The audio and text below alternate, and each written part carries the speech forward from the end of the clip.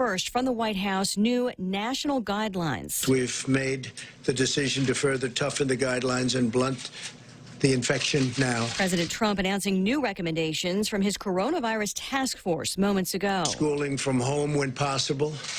Avoid gathering in groups of more than 10 people. Avoid discretionary travel.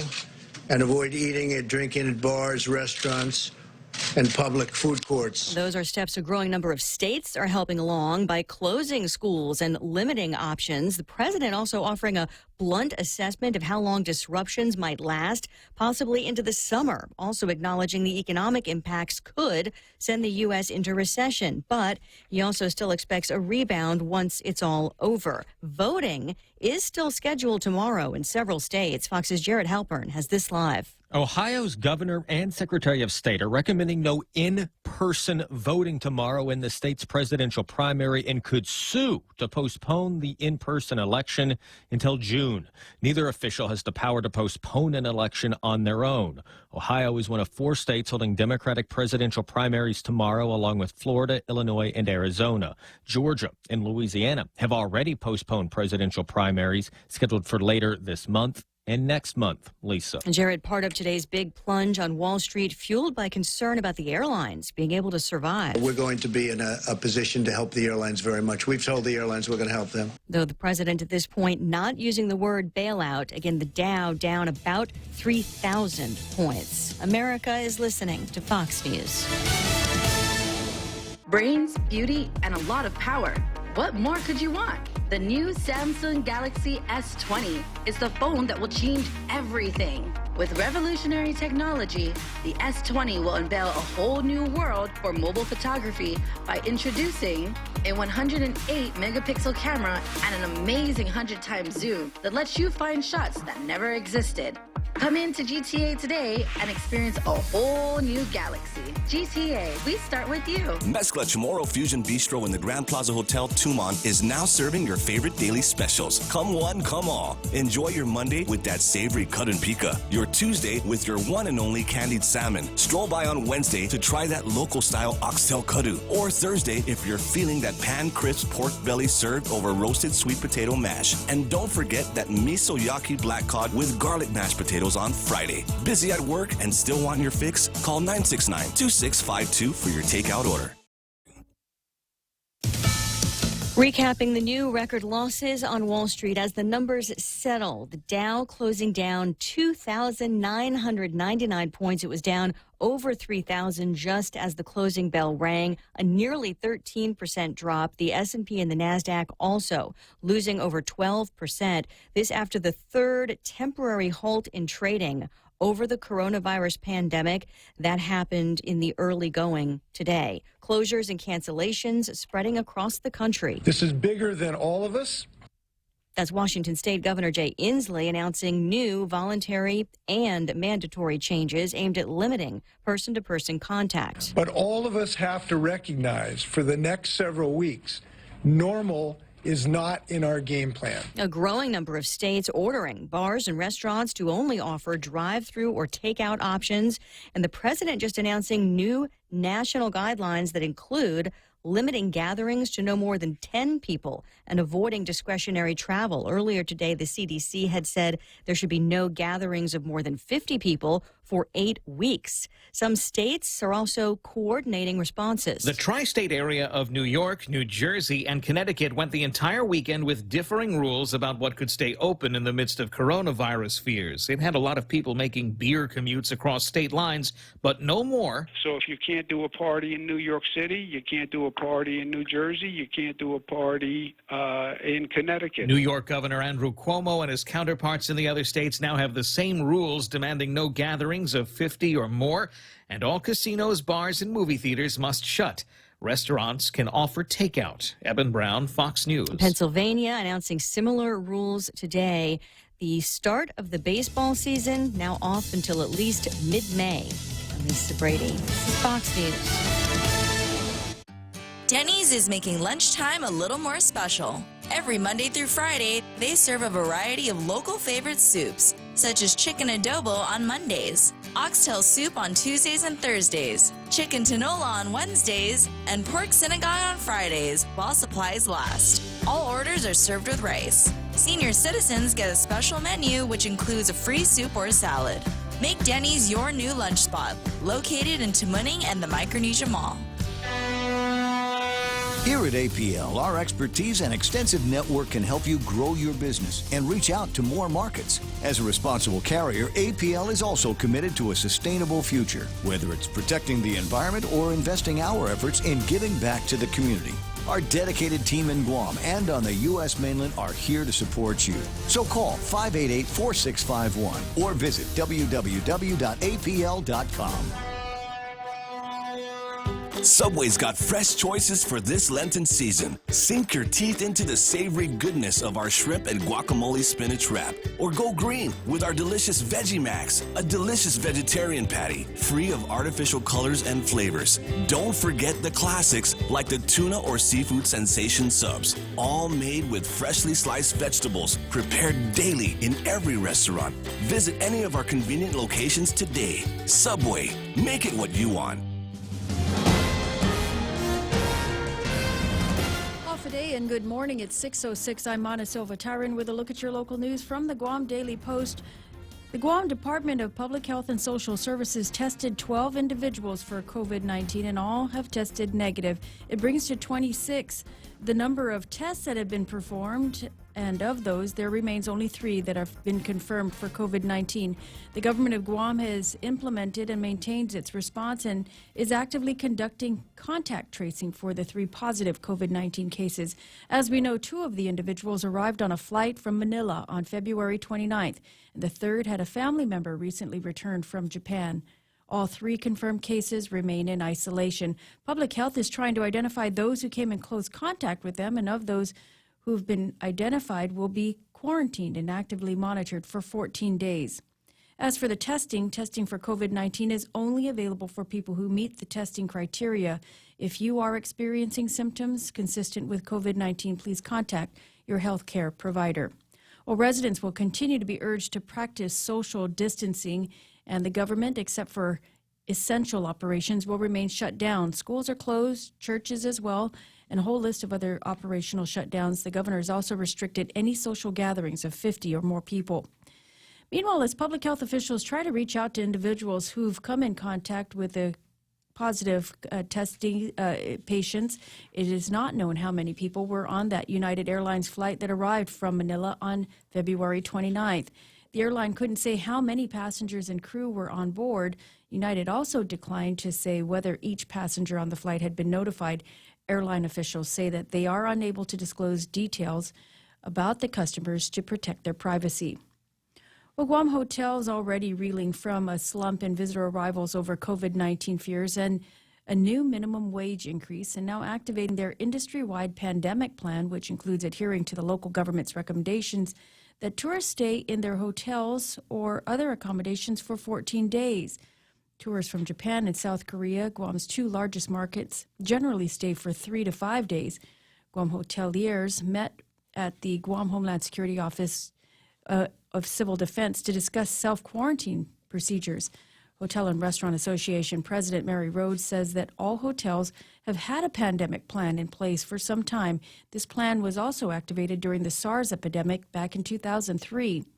Self-quarantine is now mandated for certain travelers coming into Guam, but Rhodes said that the procedure isn't new.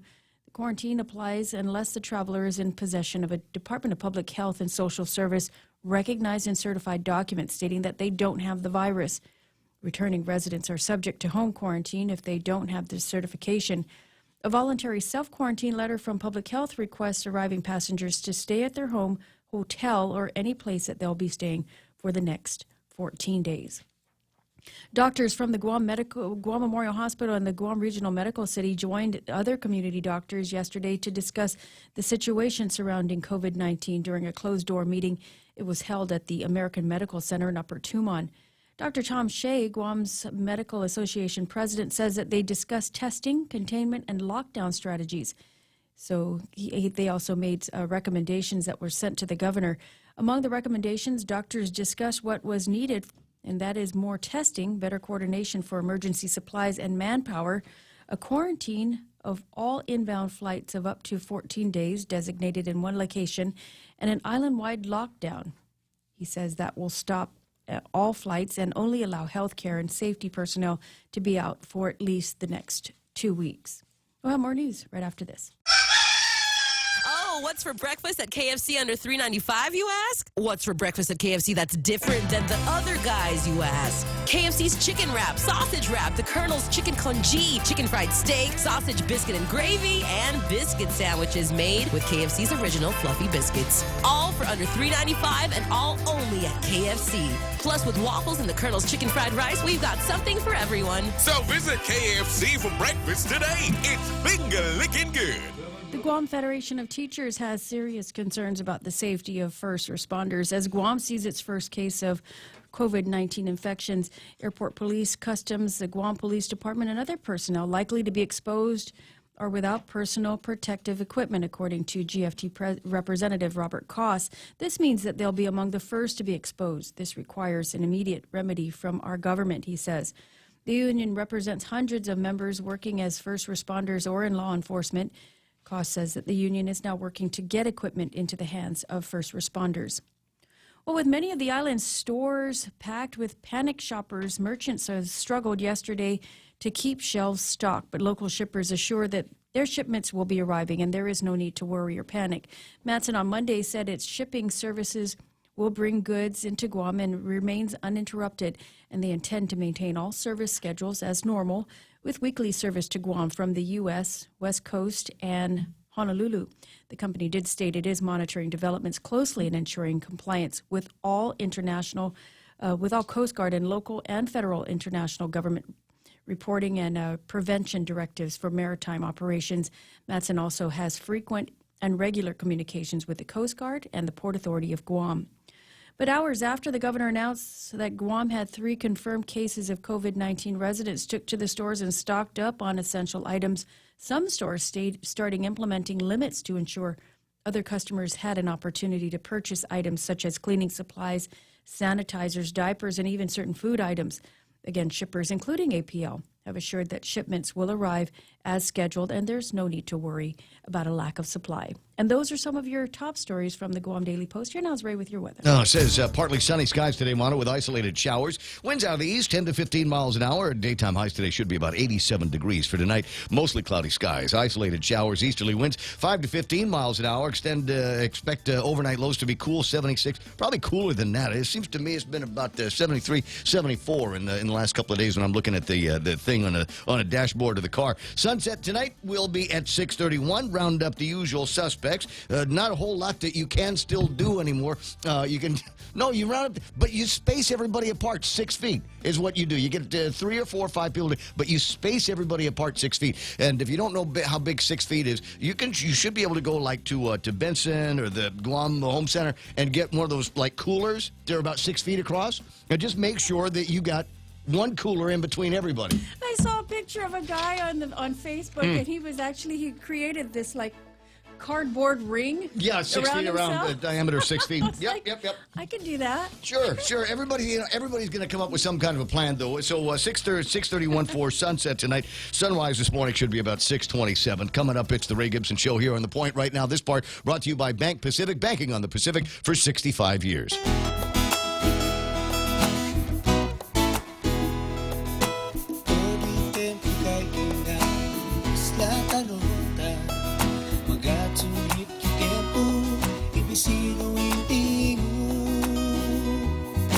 Masatik ang nabangku sa mega servisyo Bank Pacific Bihot trubangku ramas amihali Viva Bank Pacific. Live the balanced lifestyle. Take Care Insurance offers proven wellness and fitness programs to encourage individuals and families to live a healthy, balanced lifestyle through preventative care, being active, eating right, relaxing and unwinding, and being socially connected. They have the island's largest offering of free fitness classes and health education programs for all ages. Join the movement. Follow them on Facebook and Instagram or visit takecareasia.com to learn more. At 6:15 in the morning, Ray Gibson Show being brought to you by the guys over at APL, American President Lines. We'll hear from Charlie Hermosa in just a little bit on what's going on with his carriers and all of the cans that are coming and going on APL. A global presence with a local home, also being brought to you by guys over at Denny's with their value meals for value deals. Pancake puppies, spam sandwiches, French toast slam, classic burgers, loaded chicken skillet. They got a local mogo and plenty more. So don't break the bank. Don't worry about cooking it yourself. Go and stop by Denny's today. The Ray Gibson Show. Morning talk that matters. Call now, 888-TALK. That's 888-8255.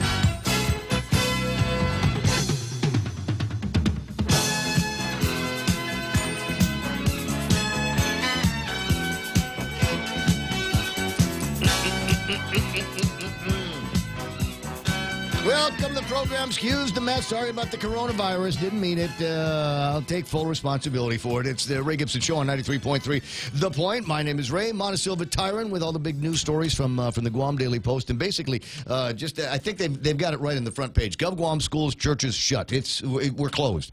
We're closed for you can still come if you want to. Well, you might have to quarantine yourself, but for all intents and purposes, this will go down as the most boring St. Patrick's Day in the history of the island since we adopted that great tradition from our Irish forefathers. Day 2 and my food supply is gone. We'll talk all about that and maybe some food choices, maybe some food supply choices that I didn't quite excel at. I really didn't put a whole. Some that are going to come out of this ordeal fat. I think there's going to be that. Probably isn't going to be me as I was looking around at all of the things that I bought and it's kind of junk jerky? food.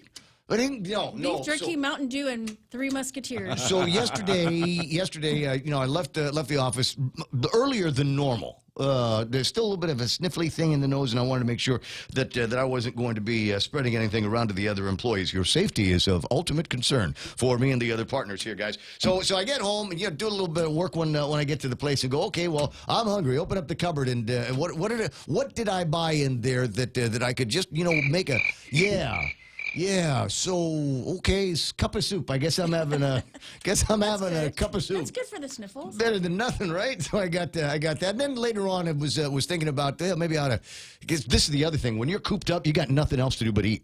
You got nothing. Yes, it was just like that after Pamela. It's just all of this other stuff. You got nothing to do except eat. So I'm sitting around at a time I wouldn't normally be eating, but I could hear my bread and my peanut butter calling me.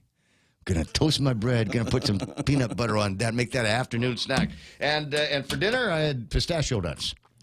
Yeah. Good protein. Does it sound like it's healthy, right? Does that sound healthy? You sound better than Thank you you did so much. yesterday. Well, I feel a whole lot better. I didn't actually get any sleep. I don't know what it is. And I bet you it's the same thing for everybody. If you were able to make it the whole night through last night, congratulations. I woke up about 3 or 4 times. I mean, I normally wake up about 3 or 4 times, but it was a little bit earlier than normal. And I had a hard time going. I'm not an anxious guy. I'm waiting for wherever else this is going to be. And it's tough because these are unprecedented times. We've never seen anything like this in my life. I don't remember anything as uncertain, as unusual, as overreaching as it is right now. Closest thing to it was in 1976 after Pamela, when they declared a curfew and enforced a curfew over the island. I want to say it was around sunset. You weren't supposed to be out after sunset at night, and that applied to just about everybody.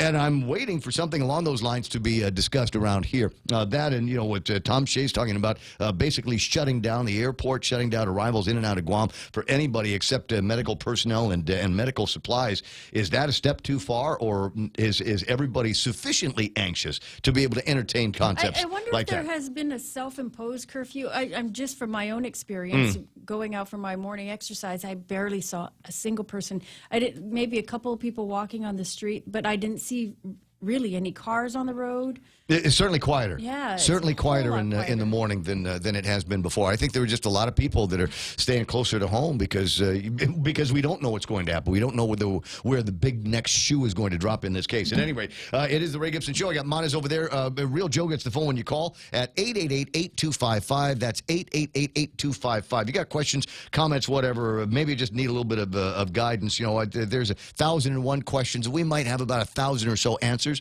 that can help you out on what is and what isn't these days. Our own observations. I'm dying to find out what your observations are. I mean, this day two now. What was day one like for you? So give me a couple of things on the WhatsApps and the Facebook Live. WhatsApp number is 988-5874. That's 988-5874. You got to, and it's still time. We can still get some funny memes in here if you like. This week on Pawn Stars, you got guys going in there talking to the boys over in Vegas about buying some toilet paper and Purell and cases of water, huh? What do you suppose the guys at the pawn shop would pay for all of that stuff? They're going to lowball him big time. They always, they always do. He's always got that look like, well, I don't know if I'm going to be able to sell this. I don't know how long is this coronavirus thing supposed to last. I don't want to be sitting around. I got shelves full of toilet paper and water. I don't drink that much water. You know, you got to hear the guy going for it. 20 after in the morning, and let's see who my other pawn stars are here. Sometimes you want to go where everybody knows your name, and they're always glad you came. You want to be where you can see our troubles are all the same. You want to be where everybody knows your name. Boy, it's never been more true than today. Our troubles are all the same. We are all running down the same path, parallel motion here. Do you have this? Do you have that? Do you have the other? Getting used to being cooped up in the house with those people. you know those people. We have to talk to our families now? Normally you don't have to worry about it because there's school and work and the mall and whatever and soccer and all this other stuff. But everything is off, right? So we're all kind of huddled around the community television, and great opportunity to get to know each other. It would be, it would be even better is if we didn't have so many restrictions on the public gatherings, because we got to do this social distancing now. But I'll remember fondly all kinds of times after typhoons where you didn't want to be in the house because there was no air conditioning and the internet wasn't working and all of that stuff. So you kind of gather outside in everybody's front yards or communal driveways and things like that, and just sit around and drink a couple of beers, maybe have a barbecue, whoever's got something, and watch the kids play together because they got nothing else to do. Talk story like that. And then the power comes back on and the internet comes back on and the cable comes back on and everybody goes back into their houses. But maybe there'll be something along those lines for those little micro neighborhoods that we've got around here for people to do exactly that and get together and share their experiences. Kind of like the way we do it here on the radio. 888-825-5880-TALK. Top 10 this morning includes Yoichi Rengel, who just came back from Palau. I know he just came back from Palau because as usual, he brought gifts. We love you. Thank you. Mana, yes. So Yoich came in yesterday, and there were two bags. There was a bag of shirts. So he's got a buddy that actually makes these shirts. This one here is a nice one. It's nice, right? It depicts nice. the blue corner in Palau, and then you've got another one here. I got another one what's this say? It's going to be a word in Palauan that I'm not going to be able. Oh, Kayangel. The Republic of Palau, Kayangel, is going to be, that's your village, right, Yoich? That's your place? Anyway, so thanks very much for the shirts, but also was able to find some stuffed crab that he brought for all of us here at the radio station. Send me the bill. Yeah. So did you, the other bag? The fish. Baby parrotfish. Yeah. Baby parrotfish. So when Yao is back in the house. Am I supposed to share that with you? We're supposed to share it with everybody on the radio station. We are going to have the pandemic potluck. I think that's something that I swear, I really want to work on that. 611, one or the other, we'll get that done. But thanks, Yoich. Appreciate you, and your friendship is very, very valuable to me and the entire team here. Xavier, James Howard is on. Alex Affligui, Ismail, J.B. St. Nicholas. I see Stephen Klein there. Tony and Annette and Pinko Ada. John Ray Titano, Roland Torres, and Bennett Lee Duenas from over at Family Finance. Great to have you guys online with us this morning. Smaller numbers online, concurrent numbers, and my guess is it's because everybody's still watching a little bit or recovering from watching about an hour's worth of a presentation from the President of the United States. I'll get some of the high points of that conversation and share them with you in just a little bit. But who else do I get to say hello to? Ken Leon Guerrero, the other Governor Leon Guerrero is online. Ismael saying the Navy Hospital is your primary care facility, but you aren't allowed to access it. I got to go over some of the access ways for Navy and some of the other facilities that we've got going on, because it looks like there have been changes on the way they're going to be handling the throughput, at least for the gazillions of customers they've got for the commissary and the exchange. Yeah, pretty much active duty personnel and their dependents, Monday through Friday. This is for the Navy. Weekends is allowed for everybody else. And not the general public, of course, ID holders. And then for Anderson, it sounds like it's Monday through Sunday, where it's just strictly active duty personnel, federal employees, contractors, and active duty personnel. Saw some crazy pictures of those places yesterday. I guess they said we're going to shut everything down. We're going to, for a little bit, and then we're going to do, quote, mitigations and then reopen. And I suppose one of the mitigations that I heard, and we had this confirmed by somebody we know that actually works there, is only 20 people in at a time, and they had to be 6 feet apart while they were in line because coronavirus. Because all of this stuff, it's absolutely changing the way we're living. Gary Shawnoles is there. I see Charlene Marshall. So Tony and Annette Montesilva Tyron is online into Facebook. You can interact with her if you like. And, Andy Camacho says, what's this? Future species will look at the archaeological artifacts and discover the human race had an unusually great need for toilet paper. Dennis Benzer, good thing I had 12 packs of bacon in the freezer. I may end the week with a heart attack, but I will have something to eat. Right on. What do we say here? Panic shoppers, if they'd been listening to James Howard, you would have been just shopping. He has a pantry full of Spam, cabinets full of processed cheese, and Vienna sausages. And you can live on that. And the thing is, none of those things that we're talking about go bad. There is a shelf life that will last into the next century. But I will tell you this, and it's just a little warning on the social media thing that we've got to talk about. I saw a friend. And I'm not going to say his name because I don't want to endanger him, but he was showing off. He had a shopping cart, literally a shopping cart, must have had 10 cases of Spam in it. And he put that up on the Facebook. So here's the thing, guy. Don't advertise what you have. Not everybody in social media is like you. Not everybody is a A-OK gent. There are going to be some people that might target you because now they know you've got Spam. And I know you. You don't have a weapon to protect yourself. You might have a baseball bat or a hockey stick or something like that. But there are going to be some desperate thugs out there. So kind of keep it to yourself. What you got, what you may or may not have in indoors. When you're unpacking your groceries, back the car in so it's not visible from the street as people pass by and see what loot you got from the cost you less or the pay lesses and all of that. Don't advertise any of that because there are bad people out there. Bert Duarte is online. I shouldn't have said bad people and then gone right back into the name list, right? Sorry about that, Bert. No, I love you, man. I love you. I can hardly wait to see some of the pictures that you've got. Everybody start shooting in black and white. Everybody starts shooting in black and white to emphasize the extreme nature of life in 2020. Doesn't it feel like it's the Great Depression all of a sudden? Yeah. Very dramatic around here. V. Sablon LG and Felix Regis is online. Wouldn't it be wonderful if scientists announced bacon is the cure for the coronavirus? Well, I eat a lot of bacon, and near as I can tell, I don't have it. So maybe it is. I'm not a doctor, not a scientist, but I'm saying it. I can cause an effect right there along with everybody else. Carlos Barreto's there. Sandra De Leon Guerrero is online. Who else is playing around? Ismael, what is that? Freaking lady in front of me bought all the cat food.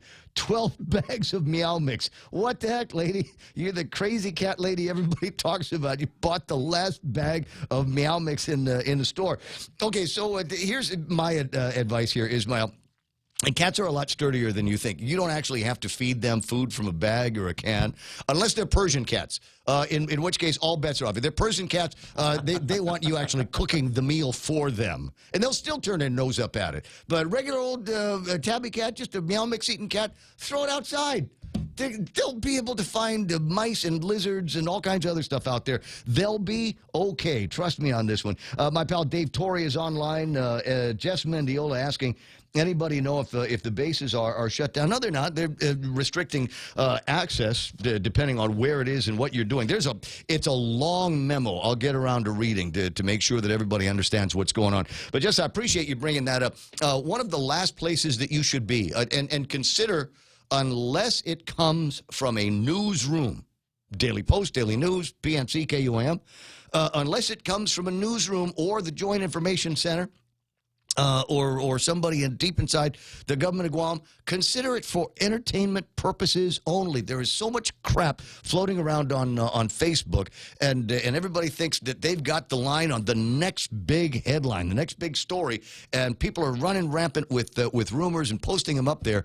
And so one of the things that I tried to do last night was, because I got nothing else to do, right? As I'm sitting there going through the social media going, not true, fake news, not true, fake news. Because there's so much of that going on. Like I said, it's got to come from a reliable and respected and vetted source. Your cousin is not a reliable, vetted source. The friend of your sister that works at Docomo is not a reliable, vetted source. Wait until it comes from the news, maybe even from my mouth, before you consider any of this stuff true. Gabrielle Williams is there, and I see you, Gabby. Lady D is online. Lady D is on. We can get started now. And Roland Torres. Essential personnel only on weekdays. Eric Rosario, Mo Cotton's on. So, Mo, you take care of yourself. Of all of the people that chimes in on a regular basis, you are one of the guys that is inside the danger zone for coronavirus. So you make sure your wife and the girls are taking really, really good care of you. Expert care, we hope. I got Andy Camacho and Pat and Norma Jean Flores is online. Doris Bagatnan is there. How's you and the husband and the kids? Everybody doing okay? How are you keeping yourselves occupied? That's what I want to know. Vanessa Augustin Judikpa, Vicky Ganashis Borja. I like seeing that name because I like saying Ganashis. Cody James and Josephine Blas, Scott Nelson, Kat Phillips Uggan. Good morning, Counselor. Nice to see you there. Kenny Williams, among our favorite bug zappers, is online today. And more and more as the list grows and more people come in. Tattoo Shauna is online. I saw her name earlier, but it went past a little bit fast. 6:31 in the morning. I'm taking my shirt off because baby, it's hot in here. Mana will disagree, but I find the air gets kind of still and yeah. So anyway, where do I need to go here? 6:30 in the morning is so. Let me break away from this part of the conversation, and we can again share our experiences of day 1 of 14 of this new world order and how they're dealing with coronavirus not that far away. Got a note from Carl T.C. Gutierrez talking about steps that are being taken in the Philippines, in Luzon, that, boy, it'll wake you up for sure. We'll get around to that in a second. It's 6:32 and time for our first look at headline news. Now with news from the Guam Daily Post, here's Montecillo Tyron. Well, the government of Guam has implemented and maintains its response and is actively conducting contact tracing for the 3 positive COVID-19 cases. The 3 patients remain in isolation as public health officials reach out to the people who they may have come into close contact with. As for the testing only available for people who've met the testing criteria. If you are experiencing symptoms consistent with COVID-19, contact your health care provider. Well, residents will continue to be urged to practice social distancing, and the government, except for essential operations, will remain shut down. This includes schools, churches, and other operations shut down. The governor has also restricted any social gathering for 50 people or more. Well, the quarantine applies to even tourists who come in without public health clearance. Travelers will be in place. Will be in place for a 14-day quarantine in their place of stay. Shippers say that they will continue shipments and there's no need to panic buy. Many stores were packed with shoppers the last couple of days, leaving bare shelves. Merchants have been able to restock for the most part, and both Matson and APL say that their ships will continue uninterrupted. And those are your headlines from the Guam Daily Post. For more on these stories, you can pick up a copy of the paper or log on to their website at postguam.com. All right, this is important. On screen right now is a Team BMI fundraiser that Nate Horn and the guys were going to be doing. I can't get close enough to read who the beneficiaries are, but it was originally scheduled for March 20th. It has only been postponed, so if you're holding on to tickets for that particular event, don't worry. They're still going to have it. They just can't have it on March 20th because stupid CV-19. And I think that's what I'm going to start referring to it as. I've noticed that it's easier for me to write out CV-19 than go all the way through and do coronavirus and any of that stuff. So if you see CV-19, that's the disease I'm talking about. It's 6:34 in the morning. That's iConnect time. Go to the nearest iConnect. Well, we want everything to be online or over the phone these days. So just call them at 888-8888 and ask them about special deals that they might have for these disastrous times and different plans that you might be able to get for your mobile and internet at iConnect. Go green, go hybrid, go to Nanbo Insurance, and your next power bill is on us. Insure your hybrid car at Nanbo and get up to $350 towards your next power bill. That's instant savings for keeping our island clean and green. Nanbo has been providing Guam with over 50 years of reliable and affordable auto insurance. At Nanbo, it pays to go green. Terms and conditions apply. Visit nanbo.com or call 477-9754 for details. All right, breakfast waiting for you over at Wendy's. Incredible breakfast values. They've got platters with eggs, rice, your choice of some kind of breakfast meat, all for just $4.50 or so. Guam favorites, Applewood smoked bacon. They got Portuguese sausage, country fried chicken with gravy, among my favorite breakfast there. You get the breakfast bacon here, the most filling breakfast sandwich on Guam. Layered. Yes, it's pronounced sandwich. Layered with 6 pieces of crispy bacon. The real deal for breakfast is now waiting for you over at Wendy's. Now, that's better. Portions of the program also brought to you by Orkin, local pest control expertise with global coverage. How do you find them? 646-7546. Cocoa Coffee Company mugs are now here. Show pride for your island as you enjoy your delicious Circle K coffee. Each generously sized 16-ounce mug is etched with Guam-inspired images like Chief Gadao, Serena, Two Lovers, and many more. The Cocoa Coffee Company mug collection is available for a limited time only, so don't miss out. Get yours today and collect them all. Exclusively available at Circle K locations. A portion of the proceeds go toward the Cocoa Bird Recovery Program. What? 6:36. All right. I'll get around to doing it. I'm typing a response back to somebody on an email that she's asking me how I'm doing. And the answer is I'm doing fine. But my usual answer, depending on how many rounds I've had, is I don't know. What have you heard? Somebody said something? Just get back to me, all right? Put it in another message. 6:36 in the morning. And it is time right now to take a look at traffic. I don't think there's going to be any traffic. Real light as I was making my way into the office this morning, and real light everywhere. Just a little bit of minor intersection traffic at the usual spots. Nothing over by the schools. Well, let me just check the school. Let me just look at and see what I can find up in Agania Heights over by Guam High, because they're open. The Dodea schools are open. We probably shouldn't say with a blanket that the schools are closed, because they put out the word yesterday that they are going to remain open through all of this. Students don't have to go to school. They said, we understand it's a personal choice for a lot of kids and their parents, but they're going to keep the place going. And wonder how everybody feels about that. And wouldn't you know, there is still a little bit of traffic trying to get into and out of Big Navy and Sumai. At 6:37, that is Right Now Traffic, brought to you by the Bank of Hawaii. Welcome to tomorrow. Thanks to Simplify Mortgage by Bank of Hawaii, people are discovering some of the lowest mortgage rates in years, right on their smartphones. Rates are in the 3s?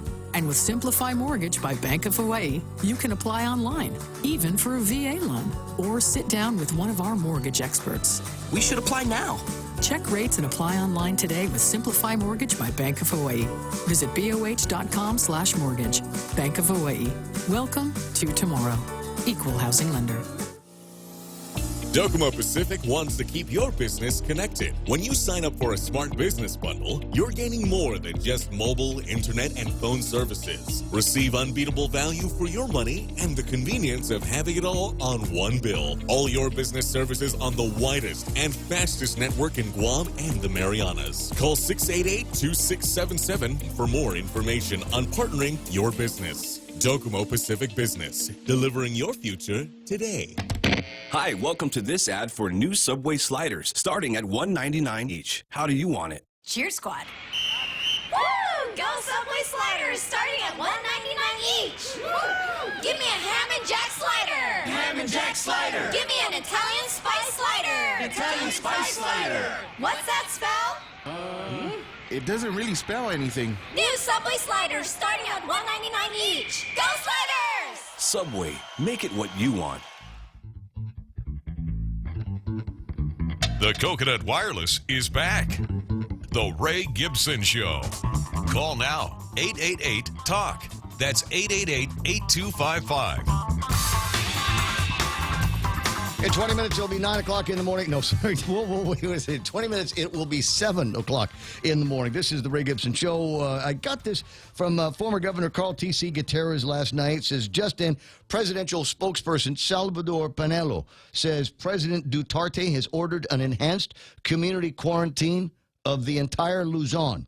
Under enhanced community quarantine, the government says strict home quarantine will be implemented in all households.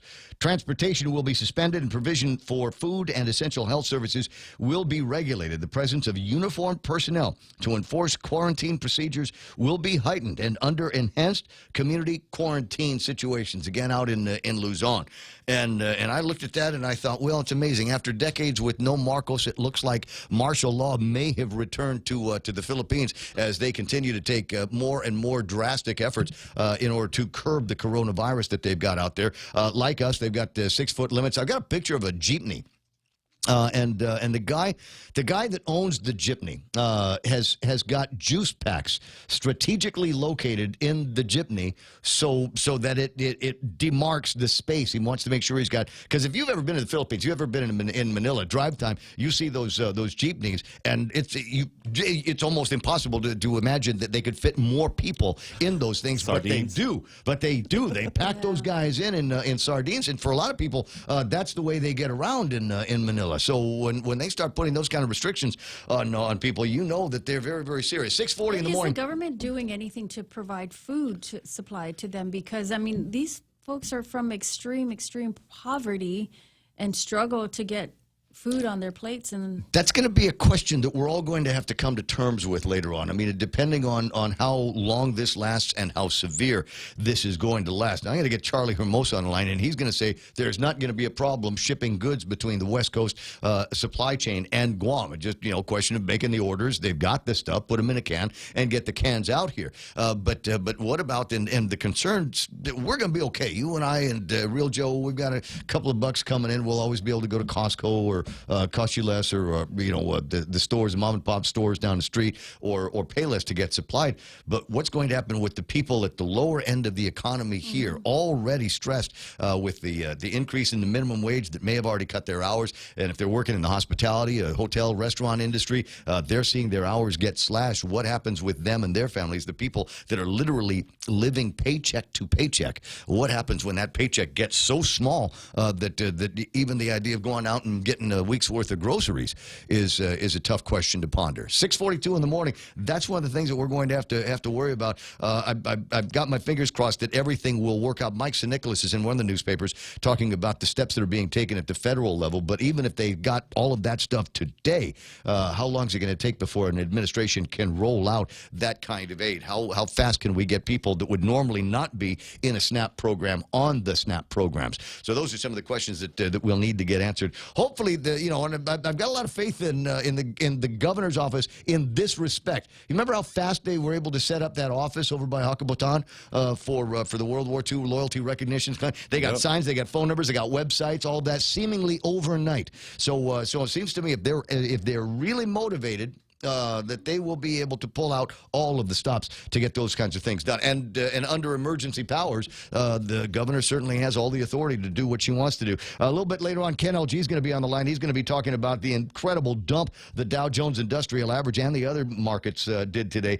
Dow Jones off by almost 13%, lost 2,997 points in trading, closing at 20,188. And I was kind of watching that towards the end of the trading session to see if they were going to dip below 20,000. I didn't see it do that, but still in all, that's a big jump down, 20,188. Hey, if you've got a Sandbox account over at your financial planners, now's the time.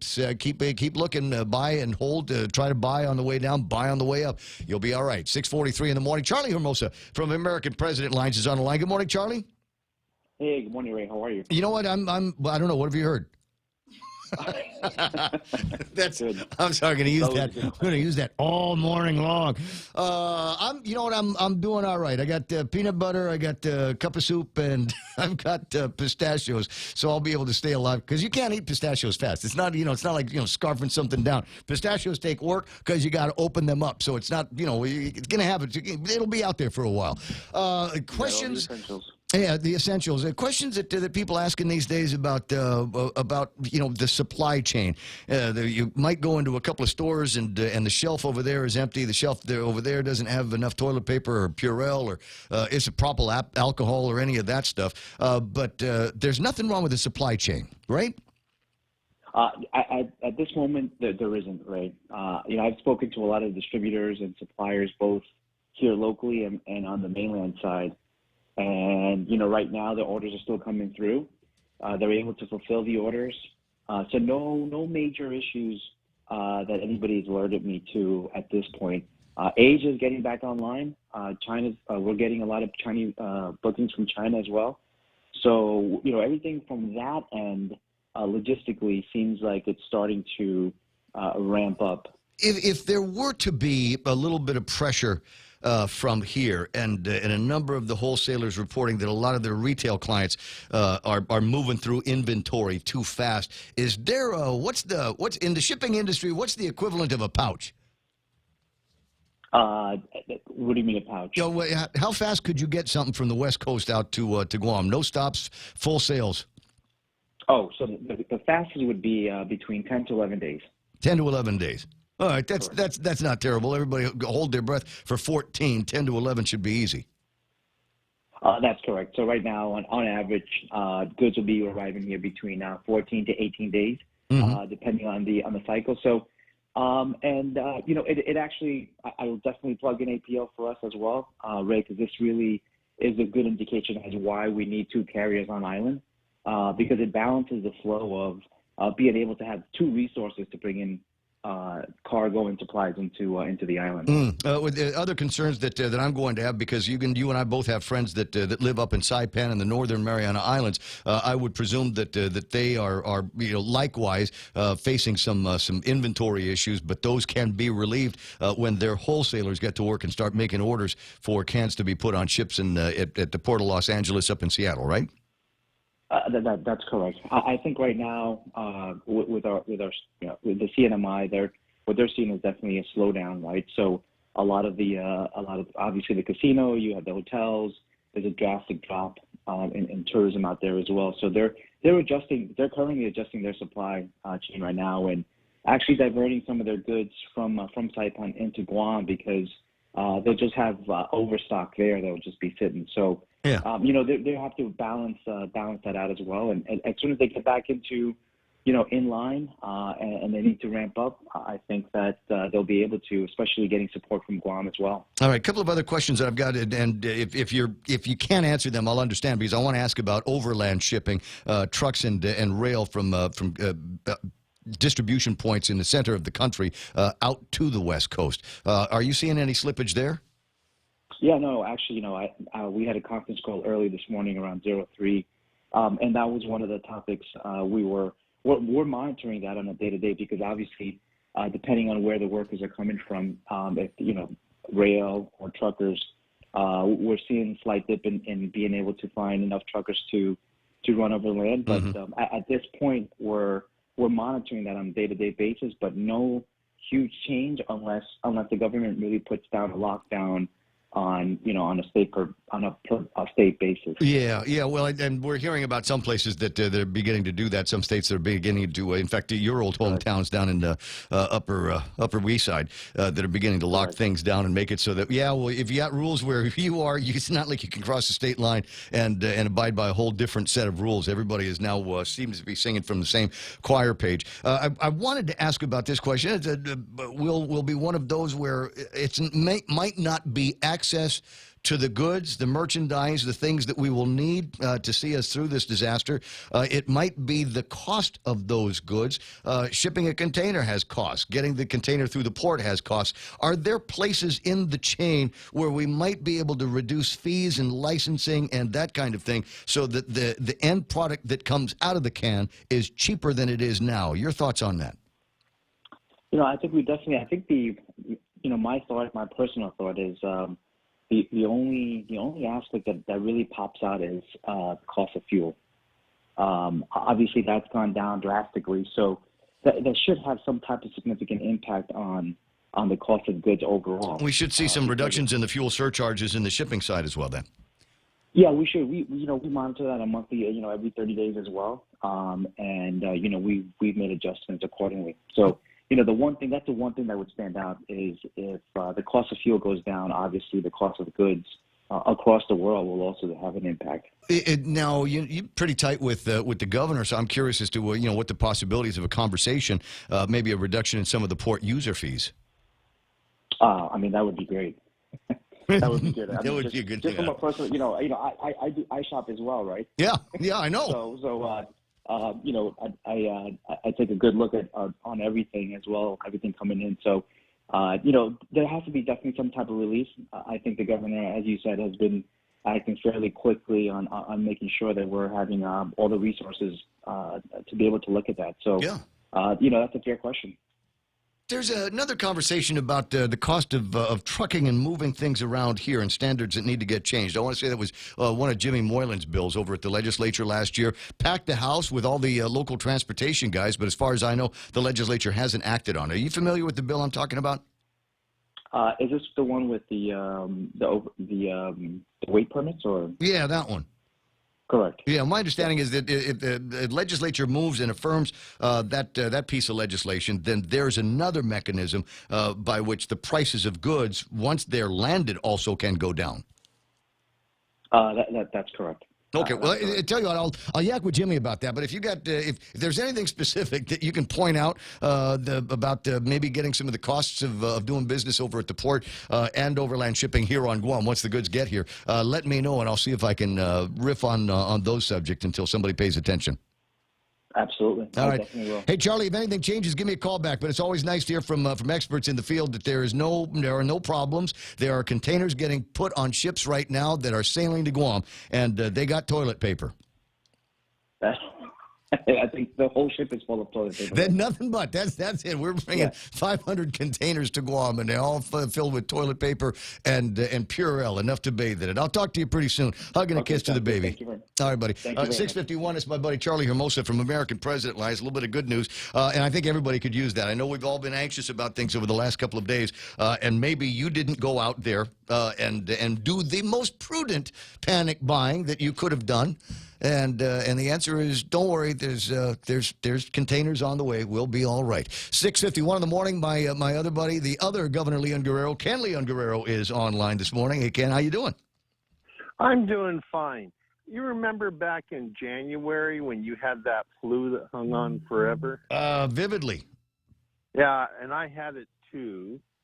And I thought it was because it was the first time I'd ever missed a flu shot, and then I had that knocked me down for 5 weeks, and my wife as well. And I'm just thinking, maybe we got hit by the corona back then, because when I look back at the symptom list, that's exactly what I was going through then. So I'm just thinking, maybe it's been here a while. But since we haven't been testing for it, we don't know it. I wonder who I would call for. I don't want to waste any test kits on something that I have already had. So I don't know. And I got a little bit of I don't know. I don't even know what to call it. I woke up this morning and felt a little bit of nasal congestion. But that's, as far as I know, that's not even one of the symptoms that we're looking for. I don't have a fever. I don't have diarrhea. I don't have body. I don't ache or pain any more than a 57-year-old would. So I don't want to say that I've got something, but there's a tiny bit of a hypochondriac in all of us, isn't there? Where you wake up in the morning, get this little pain over here, and go, I wonder if that's the flu. Is that where it begins? It gets worse as you get older. I remember the classic George Carlin line. Any day I wake up and don't see my name in the obituaries is a good day. That's a good day. That is a good day. Oh boy, speaking about the obituary, should we go ahead and put a fork in the Dow and just say it's done? Well, basically, it's not done yet. This is actually the best time. Yeah, in the it's still world got to hear 19,000 points to go. We got 19,000 points to go before we ride to the bottom. Well, if you're a trader, this is the best time to be in the market because you need volatility to make money really in the market. And as you know, I've been kind of negative on the market for a while because we've been seeing incredible numbers, but it's all been artificial. It hasn't been real. We see stock prices going up, but we see profits going down. But it goes back to how we're compensating our CEOs. They get compensated based on increases in share prices, not increases in profitability. Yeah. And so that's why that $1.5 trillion that just got released from the Fed, it's going to save the banks and the companies. It's not going to go out into the community. It's not going to be invested in roads or anything that actually does something. It's just going to be invested to keep the stock market prices high, which is an exercise in futility. And that's why I love this market right now, because if I was trading, I'd be in there. My tendency is to look for places where it's volatile. And right now we got a dead cat bounce happening in the aftermarket on the futures. So, I mean, in the aftermarket, it's up already over 100 points. Oh, really? Yesterday I was looking at the aftermarket, and it was down by 1,000. So I think you're right. We've got volatility, and there's going to be, if you want to buy something, somebody's got to sell something. So these fund managers have got a lot of work in them. And what about? I'm looking at a couple of things online here. Jess Limtiaco this morning saying, please think of those kids that rely on the free meals they receive at school. It's most likely their only meals of the day. Please try not to panic buy and waste food. Jess, we talked with John Fernandez. We talked to both of them yesterday, but John Fernandez in particular from the Department of Education, and everybody's going to get together, and if not today, then very, very soon, because that is one of the puzzles that they need to get answered. Is there are a lot of kids, and it's one of the things that we've done in this town is parents have gotten used to the government feeding their kids breakfast and lunch, so they don't ponder that anymore. That's not one of the expenses that they take in mind anymore. And as a result, in times like this, they might not be prepared to do the work that the government had happily been doing for them all this time. So they're ramping up their plans to get that done and make sure that those children in fact, I think it's going to be one of those all children are going to get fed one way or the other. We'll watch and see how the rest of that plays out. What else are you looking at these days, Ken? And what do you think ought to be done in this time? Well, the first thing I've been looking at is how this whole Corona thing is changing the world. Every now and then something happens. Like 9/11 changed the world. It changed.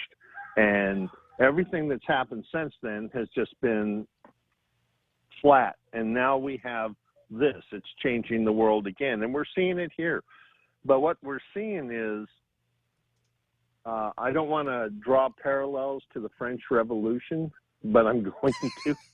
Sure. Why not? 6:57. Let them eat cake. Yeah, let them eat cake. But that's what's been happening for the last 10, 15 years, as we have transformed the world by changing the U.S. economy to a service economy. And now when services drop, it magnifies the extremes because we don't have any resilience in our economy anymore. And it's happening all around the world as profit for profit's sake has changed the way we do business as a world. We used to make Tupperware in Wisconsin, but by moving our entire factory to China, we sell Tupperware at the same price, but we make 20% net profit instead of 11% net profit. Remind me to buy Tupperware stock. Remind me to buy Tupperware stock. I want to cash in on some of that. Don't call me greedy. Hey, Ken, I'm gonna let you run here. We'll get some more doom and gloom on the market and the business report. We'll take a look at where that is and what the high side is going to be for consumers. I'd like to say, as Charlie Hermosa talks about, maybe a lessening of the surcharge and shipping cost to Guam and other places because of the bond covenants. Well, that's the same thing that they're going to say, like every time we talk about lowering GPA's power, we can't cut power usage anymore because we have bond covenants. We have certain revenues that we have to hit. It's the same thing with the port. They just borrowed $90 million. That doesn't affect them on the fuel. That doesn't affect them on the fuel surcharge side. And they've already said they've already indicated that they're going to CCU is going to be talking to JB about doing another LEAC even before it gets to be LEAC time, so that we can bring that fuel surcharge down and maybe make things better. But I'm talking about fuel surcharges for the shipping companies. If they're buying oil that is based on West Texas crude, the American benchmark, then it ought to be cheaper to get a container from the West Coast to Guam because the fuel that goes in the ship is going to be cheaper. But we can talk about that next hour. 6:59 and change, and talk to you pretty soon. That's the other governor, LG, Ken Leon Guerrero, on the radio this morning. Something you want to talk about, 888-8255. Hit me up on the WhatsApp, 988-5874. And maybe just you can email. I got all kinds of different ways that you can talk to me. How tough is it out there? Well, I got some numbers from at least one restaurateur that will get your attention these days. That's going to be coming up as we pretend to talk about business and numbers. Jerry Roberts in the Extra Point. Double Jerry Roberts today, and in today's Guam Daily Post, information that you can use today at your business and how to be a leader in the days and nights of the CV-19. The radio station KUSG getting you. This is The Point.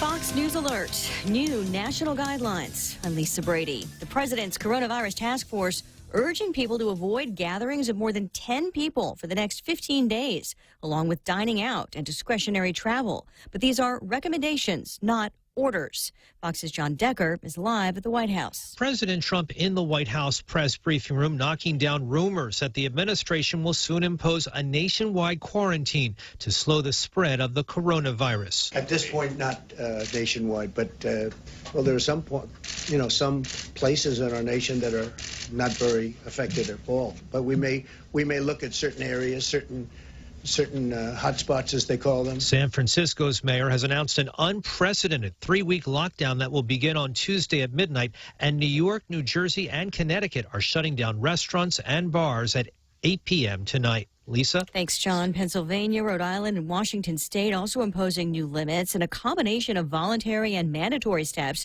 have a growing number of businesses, including gyms, theaters, and retailers, shutting down. A nearly 3,000-point plunge on Wall Street as the president concedes the possibility of a recession. Maybe. We're not thinking in terms of recession. We're thinking in terms of the virus. Once we stop, I think there's a tremendous pent-up demand, both in terms of the stock market and in terms of the economy.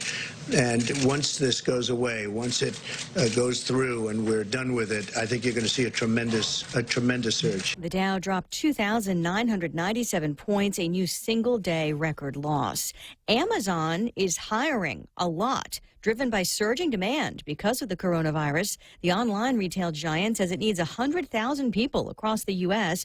and that it's temporarily boosting pay by $2 an hour for workers at warehouses, delivery centers, and Whole Foods grocery stores. America's listening to Fox News. Here at APL, our expertise and extensive network can help you grow your business and reach out to more markets. As a responsible carrier, APL is also committed to a sustainable future, whether it's protecting the environment or investing our efforts in giving back to the community.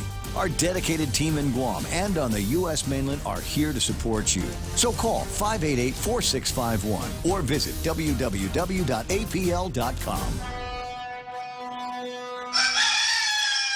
What's for breakfast at KFC under $3.95, you ask? What's for breakfast at KFC that's different than the other guys, you ask? KFC's chicken wrap, sausage wrap, the Colonel's chicken congee, chicken fried steak, sausage biscuit and gravy, and biscuit sandwiches made with KFC's original fluffy biscuits. All for under $3.95 and all only at KFC. Plus, with waffles and the Colonel's chicken fried rice, we've got something for everyone. So visit KFC for breakfast today. It's finger-licking good. Major U.S. airlines are warning they could run out of money by by June. There are no domestic travel restrictions right now, but with the latest coronavirus task force recommendation to avoid groups of more than 10 people, you have to wonder for how much longer that can be the case. There are certainly more than 10 people in this airport, and there are more than 10 people on most flights that are taking off. A 737 alone has 166 seats. That doesn't include the cabin and crew, not to say they're all full right now. And at its worst, this airport was filled with people trying to get through customs. In some cases, up to 4 hours to get through that enhanced screening, and they were in tight quarters. Fox Business's Grady Trimble at Chicago's O'Hare Airport. The president pledging help today, but nothing specific yet. The airline's hoping for a total of $50 billion in loans and grants. The U.S. has more than 4,000 confirmed cases of the virus and 68 deaths. In West Virginia, the only state without a known case, Governor Jim Justice declaring a state of emergency anyway, saying he doesn't want them to be asleep at the switch. The motive behind a deadly mass shooting under investigation in Missouri. Springfield Police Chief Paul Williams says multiple shooting calls came in from across the city late last night. Final call came in at 11:43. Officers were dispatched to the Come and Go located at East Chestnut Expressway, where customers reported a vehicle crashed and where an armed gunman entered the store and began shooting people, including 2 responding officers. One of them, Officer Christopher Walsh, did not survive. We're still actively investigating multiple crime scenes and dealing with grieving over the loss of one of our own. We're told the suspect also died of a self-inflicted gunshot. Other IDs are pending. Family notification. Jeff Manasso, Fox News. Again, no word on any possible motive. The Dow finishing at 20,188. I'm Lisa Brady. This is Fox News. Cocoa Coffee Company is now available at Circle K. Single origin coffee beans carefully sourced and locally roasted to give you the freshest cup of coffee Guam has to offer. Grab a cup that's brewed every 30 minutes or purchase a bag of the locally roasted whole beans. Flavors now serving: light medium roasted Ethiopia and medium dark roasted Jamaican Blue Mountain. Exclusively available at Circle K. With every Cocoa Coffee Company purchase, a portion of the proceeds will go towards the Cocoa Recovery Program. Chili's 2 for $25 is back. Start with an appetizer to share. Then choose 2 entrees like our mouth-watering Old Timer with cheeseburger or the Cajun chicken pasta, grilled chicken with penne and Alfredo sauce, and chili spices. Feeling extra? Upgrade to a personal fajita or our famous half-rack ribs. Bring a friend or a date to Chili's and get 2 entrees for $25. Located on the 2nd floor of Tumon Sands Plaza. Chili's. More life happens here. At the mall, as you enjoy your shopping, dining, or entertainment. You could also win 3 great cars from Atkins Kroll and thousands of prizes in Micronesia Mall's Cars, Prizes, and Getaways game. Present your mall receipts and have a chance to win the renowned performance Chevrolet Camaro, the unapologetic rugged Toyota 4Runner, or the head-turning Lexus ES350 Luxury. Getaways to Manila, courtesy of Philippine Airlines, plus prizes from Foot Locker and Burger King. The more you shop, the more chance to win in Micronesia Mall's Cars, Prizes, and Getaways game. Your 7 o'clock news is brought to you by Horizon Properties. Today at 7:06, I'm Mana Silva Tyron with a look at your local news from the Guam Daily Post. As of yesterday, 26 people have been tested for COVID-19, and of those, there remains only 3 confirmed positive for COVID-19. All 3 confirmed cases remain in isolation. Public Health continues to try and identify those who came into close contact with them, and those who've been identified will be quarantined and actively monitored for 14 days. Testing will continue, but it will only be done on people who meet the testing criteria for COVID-19. If you are experiencing symptoms consistent with COVID-19, please contact your health care provider. Well, residents will continue to be urged to practice social distancing, and the government, except for essential operations, will remain shut down. This includes schools and churches, and other operations remain shutting down. The governor also restricted all social gatherings of 50 people or more. Well, the Guam Federation of Teachers has serious concerns about the safety of first responders as Guam sees its first cases of COVID-19 infections. Airport police, customs, the Guam Police Department, and other personnel likely to be exposed are without personal protective equipment. According to GFT Representative Robert Koss, this means they'll be among the first to be exposed. This requires an immediate remedy from our government, he says. The union represents hundreds of members working as first responders or in law enforcement. Haas says that the union is working to get equipment into the hands of the first responders. Well, the concerns also brings to mind a measure that was recently introduced by Senator Jimmy Moylan that would apply hazardous duty pay to Guam customs and quarantine officers. Earlier this year, a petition was circulated to gain community support for the bill. The senator says customs officers deserve hazardous pay like police officers when they are placed in hazardous duty positions. Customs officers, especially in light of this coronavirus crisis, are at the front line as each come face to face with potential carriers coming in through the ports of entry. Bill 264 was introduced on January 6 and referred to the Committee on Public Safety more than a month later. It has yet to have a public hearing. With many of the island's stores packed with panic shoppers, merchants struggle to keep shelves stocked, but local shippers assure their shipments will be arriving and there is no need to panic. American President Line's Charlie Hermosa says its shipping service to bring goods into Guam will continue. Hermosa says distributors and wholesalers are still receiving orders and are able to fill those orders, and goods could arrive within 11 to 14 days. Matson also says it intends to maintain all service schedules as normal, with weekly service to Guam from the U.S. West Coast and Honolulu. Hours after the governor announced that Guam had 3 confirmed cases over the weekend, residents took to the stores and stocked up on essential items. Some stores started implementing limits to ensure other customers had an opportunity to purchase items such as cleaning supplies, sanitizers, diapers, and certain foods. Again, shippers are reminding customers that their shipments will be maintained and there is no need to panic. More news after this. Rent, lease. What does Horizon do for you? Here's a clue. Advertising, marketing, screening, inspecting, instructing, leasing and signing, collecting and complying, inquiring and assessing, coordinating, repairing, renewing, enforcing, evicting, moving, cleaning, rekeying, communicating. Do it yourself and you'll find it taxing. We work hard to keep the vacancies low, so at the end of the month, you collect the dough. Proven and trusted. Horizon Properties. We do it all. 777-7792. The Navy and Anderson have now limited shopping access primarily to active duty service members, households, and Guam and reserve members mobilized into active duty in light of the base command's public health emergency declaration. The U.S. Navy base Guam commanding officer, Captain Jeffrey Grimes, on Monday signed a declaration of public health emergency in response to the COVID-19 pandemic. With a directive, access to and operations on board the Navy base will be limited to mission essential operations, activities, and investments. Weekday access will be limited to mission essential personnel for operational purposes, active duty U.S. military and their dependents, including members of the Armed Forces Reserve, the National Guard, on Title X orders, and authorized civilians as denoted on their Common Access Card, or CAC, and their dependents. Weekend access will be open to all authorized patrons.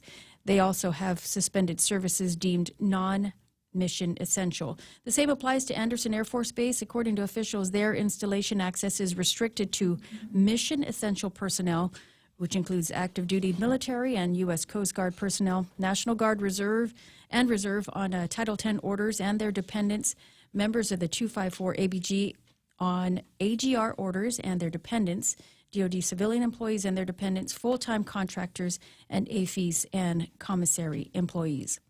Elsewhere in your news, a professional mixed martial arts fighter who represented Guam in the UFC is under arrest after being accused of sexual assault.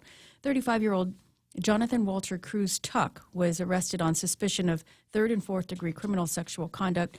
Guam police on Monday say that the Tumon Precinct Command took a complaint of the alleged incident that occurred in Tumon. The victim identified Tuck as the suspect. GPD's domestic assault response team investigated and made the arrest. Investigators have not released further details about the allegations made against Tuck. The case has been given to the Office of the Attorney General for prosecution.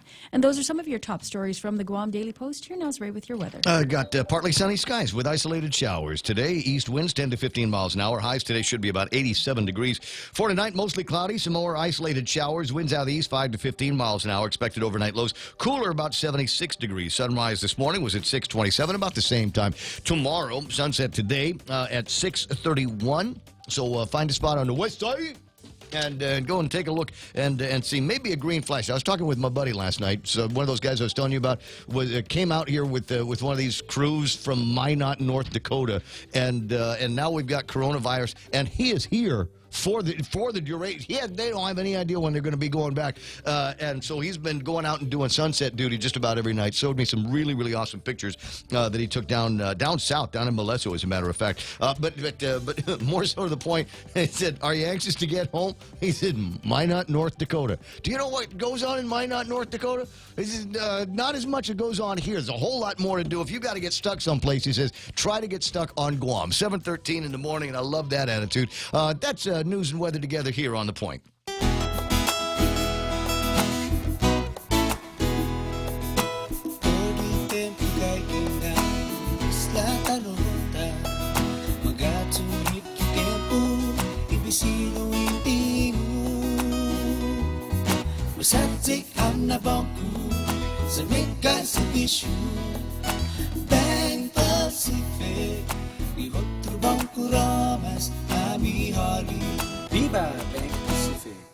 Hafaday, this is Jesse Cruz from Security Title. And in celebration of Tomorrow Month, here's a tip on dealing with your land. You might be thinking of putting your child on the title to your property, but keep in mind, if your child is a minor under the age of 18, you will need a court order allowing you to mortgage or sell your property. Protehi itanomu. Protect your land. When it comes to your family land, call the professionals at Security Title. We are here to help. 7:14 in the morning, portions of the Ray Gibson Show brought to you by Guam Regional Medical City, the first choice for all of your specialty care needs, including coronavirus. You start coming down with something and get an ambulance. They say, where you want to go? Take me to GRMC. And also being brought to you by the guys over at KFC. In fact, stop by KFC on the way. Right? So, because it's always, no, you want to do this because you don't want to just show up at the emergency room empty-handed.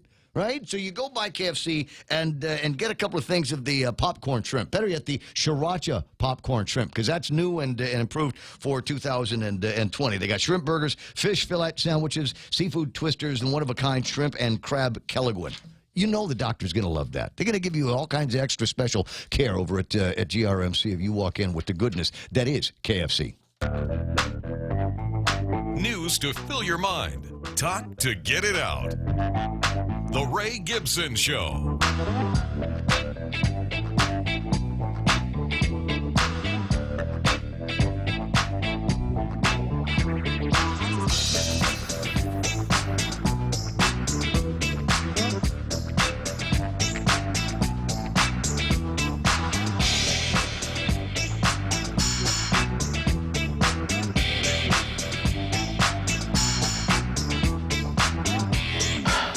Now, I'm here. I'm just looking up some numbers here. I got to get into the business report here, and most of it is lousy, except when we start talking about what's happening with the price of fuel. And got good numbers here for Tapas, and I got good numbers for West Texas crude. And if you heard Charlie Hermosa, there's a connection that you need to make between what goes onto a container in a ship in the port of Los Angeles and Seattle-Tacoma's port, and it comes out in this direction. I don't know if they're sailing into a headwind or happy seas or something like that, but if the fuel is cheaper, that means that the stuff in the cans ought to be cheaper. Concur? I think so. It sounds like it would make sense if something like that were to happen. Now, if you take a look at some of the other stuff that's going on, right there, port user fees and things like that, in a day and age where we might be able to expose ourselves to quite a lot of money from the federal government to see us through this, and then the recovery time afterwards. Is it possible?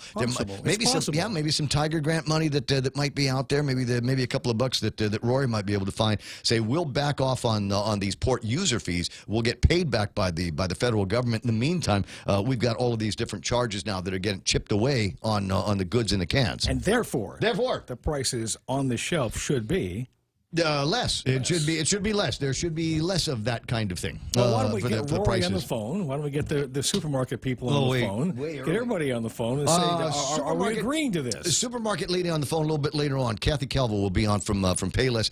They're making some changes to their hours, and including, and I want to find out if we are included in this, special Manumco only hours. Tomorrow.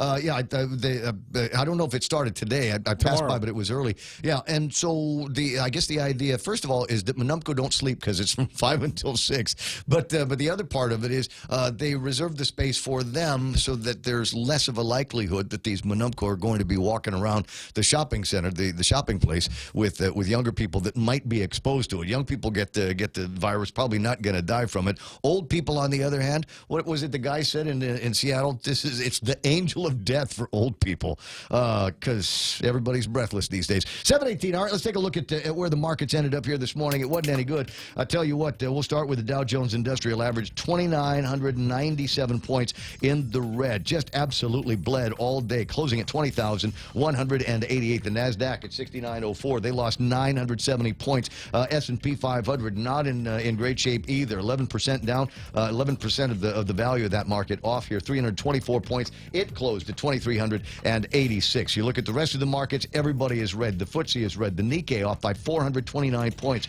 Hang Seng Index off by almost 1,000 points. 23,063. Shanghai Index off by about 100 points. They closed at 2789. And the DAX closing down by almost 500 points, 8,742 for these guys. So if you're trying to figure out where the bottom is, eventually we're going to get there, under almost under 20,000 for the Dow Jones Industrial Average. So we got some freaky numbers there. I've also got some numbers here for West Texas crude. Yesterday it was $30.32. Today, $28.86. So definitely moving in the opposite direction as consumers. That's going to be good for us. It could move the Consolidated Commission on Utilities working with the Power Authority to bring down the LEAC price, the price of the fuel surcharge. On the TAPA side, yesterday it was $38.95. And I want to say, what have I got for today? I'm wondering if this might be frozen for today, but I'll take a quick look at it. Yeah, it's still frozen, and I got another day worth of a delay, but it was certainly moving in the right direction. $41.82 on Friday, $38.95 yesterday and today. So that's is going to end up to be good news for us. Who knows? Maybe even a few more dips down over at the pump. Wouldn't that be? For those of you that are still going to the pump, I go to the pump. I wear the surgical gloves because I don't know who had his hand on the pump handle from before. I let the guy pump the gas. Yeah, let the guy. I'm like, hey, here's the money. There's a gas kuya. Come on over here and put some gasoline in this car. There's some interesting business stories that are floating around here. Believe it or not, there are a couple of things that have nothing to do with the coronavirus. This has been an interesting story since it started. Philippine Airlines has urged the U.S. DOT, the Department of Transportation, to expedite their application to launch a Manila-Seattle service. There currently doesn't exist anything like that. Guys over at United said, whoa, just whoa, not so fast. Time out. What's going on there, Airplane Kuya? Asking for this new route that doesn't exist anymore for your airline into the United States of America. How about we have a little bit of quid pro quo, because United wants to get some better spots in the airport in the Philippines. And they're, for whatever reason, being shut out from that. United Airlines appealed to the same department to delay PAL's request until the U.S. carrier gains commercially viable slots in Manila's Ninoy Aquino International Airport. PAL had intended to start a three times a week Manila-Seattle service by May. But ain't happening yet. In a letter dated 10 February, United explained that it has not been able to gain commercially viable slots and necessary airport infrastructure needed to add another Guam-Manila frequency. But you look at this and think of the epic fight between United and the Tan family out in the Philippines, and think, okay, where's this going? Where will this end up? And does it make any difference in the day and times of CV-19? Is there other work that's going on while we're trying to balance out the end of the world as we know it? Happiest jobs in America. I don't see us on the list, but I know some people that are on this list. At number 5, real estate agent. Think about some of the people you and I know in real estate game. We're pretty happy. Seem to be. Yeah, right? They work hard. Yeah. They work hard. Oh, yeah. That's the sign of it. These are 20 and 24-hour-a-day people. They're constantly on their phones answering emails, things like that. This runs counterintuitive because it seems to me the crap that these people got to deal with. I can think, like my own HR manager, who's got to put out a Ray Gibson started fire about once every 2 or 3 months. So I'm trying to I'm trying to figure out. HR manager is number 4 on the happiest jobs in America. Construction manager at number 3. Check with my buddy Joe Leasealongi over at Black Construction, find out if this is true. IT consultants at number 2. Those guys are pretty happy all the time. Well, because they're in control. Yeah, and they make a lot of money. And the good guys are pulling in some decent dough because they know how to run around CISCO, the Cisco systems. And teaching assistants come in at number 1 for the happiest jobs. Really? Yeah. Well, like I said, I know a lot of people in the teaching game around here, and some that not necessarily teachers, but hang out in the classroom with them, and they seem to be happy folks. And then there's this story before we get to the always valid Jerry Robertson, the extra point, made doubly so by his contribution in today's Guam Daily Post. Stores around the country reportedly selling out of toilet paper as people worried about quarantines due to CV-19 attempt to stock up. There's a pizza place in Wisconsin. Saw the situation and decided to help out. We will, from time to time, have conversations here on the radio about different ways that you can create a touch point with your customers that doesn't already exist. See a need, fill the need. And Zaroni's in Oshkosh, Wisconsin, posted on their Facebook page they not only had toilet paper, but were willing to sell it to their customers. Doesn't say anything about have to buy a pizza first. Just go in there and you can order 4 rolls for just $3.25 at Zaroni's in Oshkosh, Wisconsin. And I think that's fantastic. I'm going to look it up a little bit later on, but a friend of mine posted on Facebook, wanted to go in the other direction. There's a lot of doom and gloom posts and a lot of fake news and a lot of just plain wrong headlines on social media. But my friend Christina put together a story with nothing but good news in different ways that businesses are and communities are helping each other out. Jerry Roberts, you get 2 times Jerry Roberts today. You get him on the radio here on 93.3 The Point, as he's going to be doing the extra point. But you will also get him in, what is it called, though? Yes, the work zone. Today, leadership in the days of COVID-19. This is not a rerun from H1N1. This is not a rerun from the SARS epidemic. This is all new information that's printed in today's Guam Daily Post that you can use at the office today.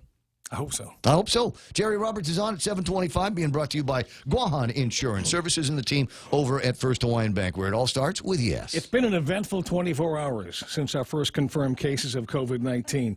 I heard and read a number of people use the phrase, one day at a time. Today, let's look at that statement from a couple of different angles, and that's next on the Extra Point. When's the last time you looked at your homeowner's insurance? An easily overlooked part of covering our home is what's inside of it. Over time, we buy things we don't want to lose, but don't update our contents coverage. The smart thing to do is get the answers and level up our insurance to make sure we're totally protected. That's the Insurance Extra Point. Get out there and make something good happen today by calling Guahan Insurance Services at 475-1162 or visit us at the Camacho Landmark Center in Tamuning. With a new decade, there are new opportunities. And with new opportunities, there is always a chance to say yes. Yes to that car. Yes to that business venture. Yes to that new house. With First Hawaiian Bank, it all starts with yes. Member FDIC. I went to fill up water bottles after yesterday's Extra Point. One guy standing in line with another said, "So how you doing?" The guy responded with that line, "One day at a time." I caught the same line a couple more times during the day, and I used it once myself. Makes sense. Sounds positive. In a situation like the entire world is in right now, you certainly need to stay focused and take care of today. We need to focus on the little things that must be repeated each day in order to give ourselves the best chance to avoid infection, or if we are infected, to have the virus run its course with minimal symptoms and we get past it. Those things are the social distancing that has been discussed, excellent hygiene, as well as maintaining the strongest possible immune system. With no medicine to help us at this point, those are the 3 factors that will make the difference for us now. Last night, I began thinking about how the one day at a time statement fits with the workplace. Should that be the sole strategy? I work with managers or for managers who believe that if the news wasn't good, the key thing was to keep everybody busy so they didn't have time to think about their problems. Of course, that wasn't true because workers worried anyway. But it sounded good when they said it. However, they were right in one respect. While people did worry while working, they were so busy they didn't have time to stop and get involved in conversations with other workers, both losing productive time. Okay, there is some validity to the one day at a time idea in a crisis. Now, how about adding some attention to tomorrow? How would that change the conversations managers have with workers? Let's look at it. Tomorrow, in the middle of the COVID-19 problem, my manager talks to me about adding a certain skill or training. What did the manager just change? They changed my vision. We're talking about future plans, not just about getting through the here and now. It might be about pushing the planning of a new project. Whatever it is, it's about the future. This is a leader doing the normal thing that businesses do, projecting ahead and preparing the team to be ready for growth. My point is, help your workers handle the day-by-day issues and check in with them to see how they're getting by. Then if you can, go the extra step, talking about them being a part of your post-virus activities and plans. No one knows how long this situation will last. I suggest that taking care of today while pointing to the future is a good strategy for every organization. Doing this can be a bonus motivation for your workers at a time when they really need it. That's the extra point. Get out there and make something good happen today. For 93.3, The Ray Gibson Show, Guahan Insurance Services, and First Hawaiian Bank. I'm Jerry Roberts. All right, thanks, Jerry. As usual, another ballpark. Hit it out, and that's nice. 7:29 in the morning, and Mana's got headlines coming up. You want to talk a little bit more? Yeah, yesterday. Yeah. I found that people were pretty calm going through. The only place where there was any anxiety going on was social media. That was it. But other than that, when you went to the stores and went around, people were very respectful. They were giving you your distance. Nobody was hugging. Nobody was doing anything else. But it was all very respectful. Letting other people in line. If you had a full cart of stuff and somebody else had a few items, I saw people letting the people with a few items go first. I mean, it was just seemed like that we had an extra bit of consciousness yesterday. Like suddenly became Canadians overnight. We're just nice. We're nice to each other. Nicer to each other now. Maybe right? So. But it was nice to see, and I think we need to keep that going forward in the workplace and in the stores when we're buying, filling up the gas tank, whatever it happens to be. Let's just remember, nobody is escaping this. Nobody. All of us in it together. We're going through it like Christmas and New Year's. Everybody got to walk in the same stores and stand in the same lines and do all of that stuff. There are other people in the community that you do need to watch out for. And here's the other thing is if you have an opportunity to pay something for it, then do it, because you don't know what kind of boat other people are in. I got this from a mutual friend of ours who was in the restaurant game, and we were talking about numbers, and he says business 40% down yesterday. Graveyard, 25% down.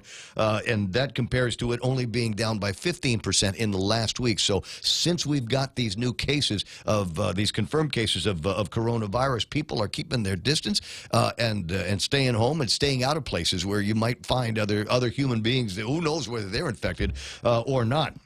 And they came out and we're talking about 2 weeks for the government to be off, right? I was hearing people yesterday talking about, and on social media too, they want to self-isolate. They're saying, okay, well, let's see what happens. And they're deciding. Yep. Some are taking leave. Some are just who are on their own. They're deciding to stay home as much as possible. Only go out when they have to go out for water, for food, whatever it happens to be. But otherwise, they're staying home. And let me drop one more thing on you. I was going to say, they were staying home at Mosa's last night. It wasn't jam-packed, but I had to violate my own 6-foot rule, but she had a hat. She's cute, she had a hat, and there was no place for her to sit except right next to me, so I had to violate my 6-foot rule. Okay. Well I hope it worked out for you. But the thing I wanted to bring up, and since you're in you're a techno guy, right? Use the internet a lot. To my understanding, and I'm going way off on a limb here, but my understanding is that the 4 internet providers here have a lot of excess capacity. True? I don't know that. Okay, but maybe something to talk about. Okay. And I saw this on the internet yesterday where somebody not in Guam was talking about this, that it doesn't cost any more for the internet providers to unleash that bandwidth. They've already paid for the infrastructure. Okay. The fact they uncap the bandwidth. Because right now, all the kids are home. Right now, a lot of other people are staying home.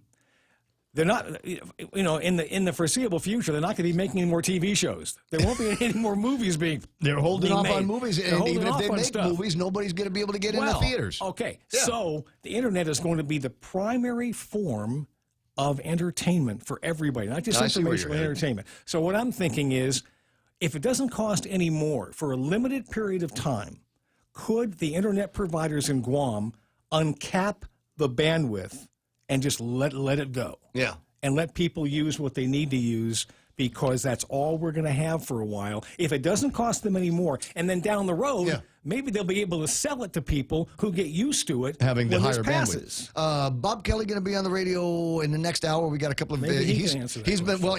I'm sure we can answer it. Number one, and I'm sure that there's another thing you wanted to talk about was what's happening in Italy and how America seems to be moving not necessarily in lockstep, but the numbers are identical, just off by 2 weeks.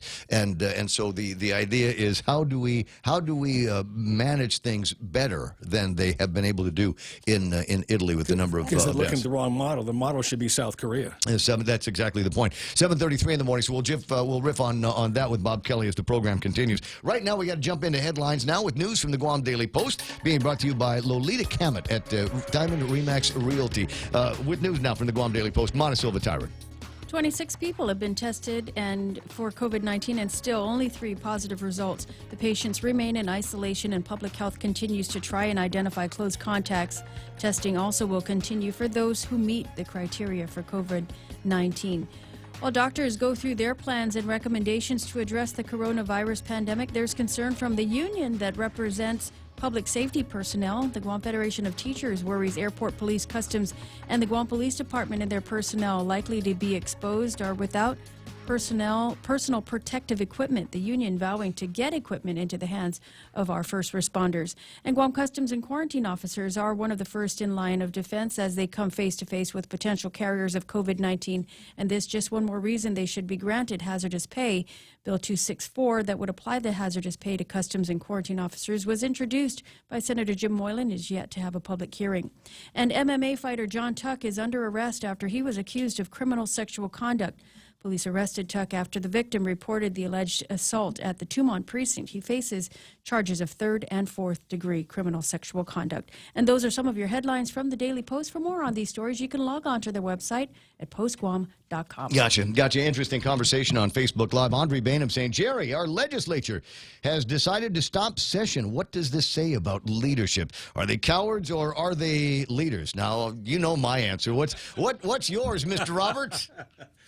Thank you. Yeah. Maybe that's what we that's the answer. That's it. Thank you. Yeah, this is normally it's lead follower, get the hell out of the way. But in this case, and as tradition dictates on Guam in times of disasters, this is the governor's game now. And we don't need to hear too much from the legislature. We don't need any Monday morning quarterbacks. Maybe what we have now is a part-time legislature. So what you've been asking for has come to fruition, and maybe that's a good thing. I think it's the less activity there is, the more we get statements from the legislature that says postponed or canceled. I think the better for everybody. Can I ask you another question before we go? Before? How many testing kits are on Guam? A couple hundred, I believe. And each one of those is 50. Am I right? 50. Each kit has 50 individual Yeah. units I don't know the in exact it for number, testing. but there's a I think it's bunch of 50. them. So that's 10,000. Okay. I guess we got those from mainland sources, probably. From the CDC. From CDC. I was reading something last night, and this had to do with the Philippines, that China, I guess to save whatever face they have left, has said to their surrounding countries and anybody else around the world, if you need something, let us know. So I'm wondering, can we reach out to anybody else besides CDC for these kits? Might be something that you can follow up on news. I heard the same story. It was the founder of Alibaba. Alibaba who was willing to Jack send Ma. out. Yeah, he was going to send out masks and other medical equipment as well as testing. Well, can we avail ourselves, because they're close. This isn't very far away. Those are hours away to land things here. They're not talking about days and weeks. So can we do this? Will the federal government allow us to reach out to places like South Korea, where they are way ahead of the game right now?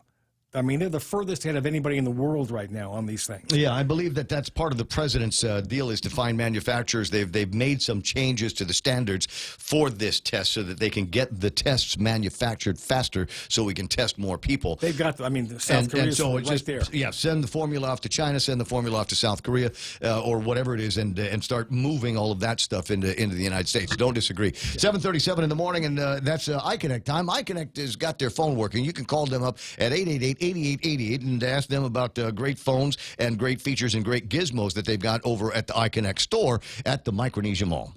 Lolita Cabot from RE/MAX Diamond Realty, a friendly, hardworking, and passionate RE/MAX professional, is committed to helping you make a difference in your life and to helping you achieve the American dream of home ownership. She also specializes in commercial leasing, land sales, local residential sales leasing, and military and corporate relocation. So for all your real estate needs, call Lolita Cabot from RE/MAX Diamond Realty at 688-6743. That's 688-6743. Gotcha. Portions of the Ray Gibson Show brought to you by my friends Ron and Kim over at Security Title.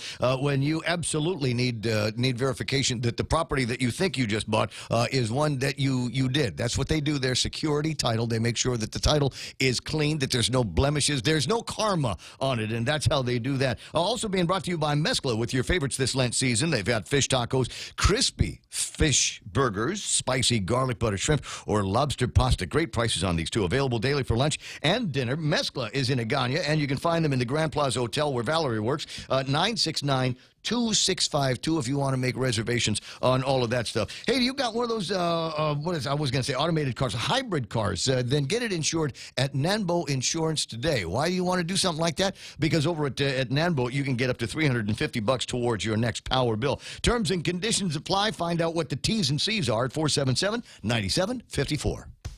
Family Finance has been serving the people of Guam since 1959, and they'll continue to be there for you in the years to come. Whether you're looking to get a personal loan for that summer vacation or paying off those long overdue bills, Family Finance has got you covered. Apply for a personal loan from $1,000 up to $3,600 by calling Family Finance in Agutya at 475-4545, Upper Tumon at 647-5626, or in Dededo, 633-4473. Family Finance, serving the people of Guam since 1959.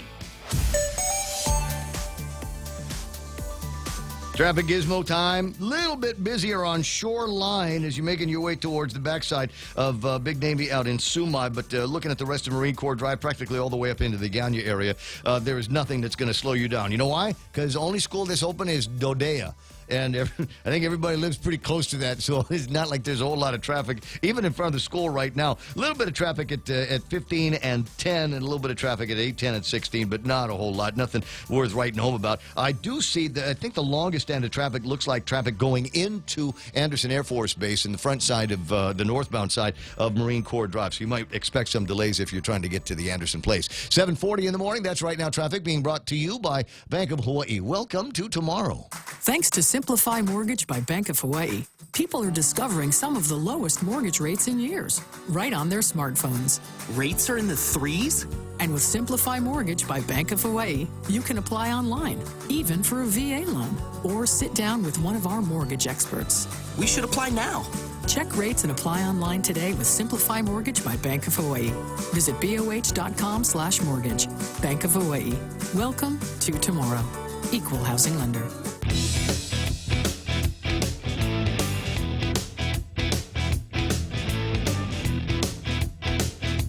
It's day 2 and I'm already freaking out. Let me just, and it's not one of those anxiety things. It's not like, Armageddon freaking out. It's just, yesterday had the opportunity, as I said, I left the office a little bit earlier than normal. I think the sniffles that I have, I don't know what it is. I'm pretty sure it's not coronavirus. I just don't think anybody else needs the inconvenience of getting sick. So I split after Real Joe wiped down the studio, and then I went home, took care of some work on a couch, and then was watching. I hit the Netflix. I hit the Netflix. I got Hulu, on the new smart TV. I got all of that stuff there, and there ain't crap to watch on either one of those. I saw a good one last night called Spencer Confidential. I turned off my Prime because I wasn't watching a whole lot on Prime that I couldn't get on either one of the other services. I'll give you my password if you promise not to order anything. Oh, no problem. Yeah. It just shows there's only no, because you could also order Amazon. But it annoys me because there's of all of the shows that I want aren't there. Right? Every time I go looking for a show, it's not there. What's the one I was looking for recently that I'm always looking for? It's a Kurt Russell movie when he was Brokeback Mountain. Not Brokeback Mountain. It's the Kurt Russell wasn't Big in Trouble that Little one. China. That would no. You can find that one. Tango and Cash. No, it's the one where they were the cowboys in the Old West. They were like the OK Corral guys. You know which one I'm talking about. That might be one of the best Kurt Russell movies out, and I can't find Tombstone. it. Tombstone is the name of that show. Yeah. You know what? We were talking Wyatt Earp. Were we not talking about Blues Brothers? We were talking about Blues Brothers because the guy was here, and so I thought I want to watch Blues Brothers again, and I can't find it. So I ended up yesterday with something called Hostiles on it, and there was a lot of art in this movie, a lot of art in this. It was longer, I think, than it needed. It's a Cowboys and Indians movie, and I was watching it, and it occurred to me after a while, my God, I've been watching this for a long time, and there'd be these long stretches. I went to the kitchen to fix myself that peanut butter and jelly sandwich, the peanut butter sandwich, and it occurred to me that the entire time I was making the sandwich, including toasting it and everything else, there was nothing on. There was no dialogue. It's just scenery, people moving, this happened, that happened, and there was just no dialogue the entire time. I thought the TV was off. I thought, did I pause it when I went to go? Because I don't normally do that. But what the heck is this all about? So yeah, if we're all going to be stuck in this situation, the guys that do the programming over at Netflix and Hulu need to up their game, and they need to make a whole lot more programming available that's a lot more diverse. And then there was another show. I was watching this comedy show with this guy Marconi or something like that because it looked like it was going to be interesting, and then it turned into one of these I hate Christians and Trump shows. So I'm like, yeah, I don't think I want to watch it. All right, it was funny in the first 2 minutes, and then started to get political, and that's another reason why I avoid online programming from the United States. 7:44 in the morning, 888-255-888-TALK. On Facebook, there are a lot of people that go, okay, I'm tired of all of the coronavirus stuff. Do me a favor for amusement. Show me the 7th picture in your roll. No editing, no cheating. Put up your 7th picture. And there was one of them, was one of my older friends, and her 7th picture on the roll was a screen cap of the promo that went out yesterday from Payless about Manumco shopping, Manumco only shopping. I got Kathy Calvo's on the line from Payless. Good morning, Kat. Good morning, Ray. How are you? You know what? I don't know. What have you heard? What did you hear? What have I heard with regard to? Yes, ask me how I am. I don't know. What are you hearing these days? There's a lot going on, and everything's fluid. So it's fluid. 7:45. I'm doing just great. Thanks very much for asking. There's and delighted to see so much new business for you over at Mighty Payless. A whole bunch of people in there in the last 72 hours preparing for the coronavirus and this 14-day hiatus that everybody is going to take. Are you having issues with inventory? Well, Ray, this is really uncharted territory for Guam, and definitely for Payless. We've talked about this situation. We've been having meetings with our management team and trying to prepare as best as we can.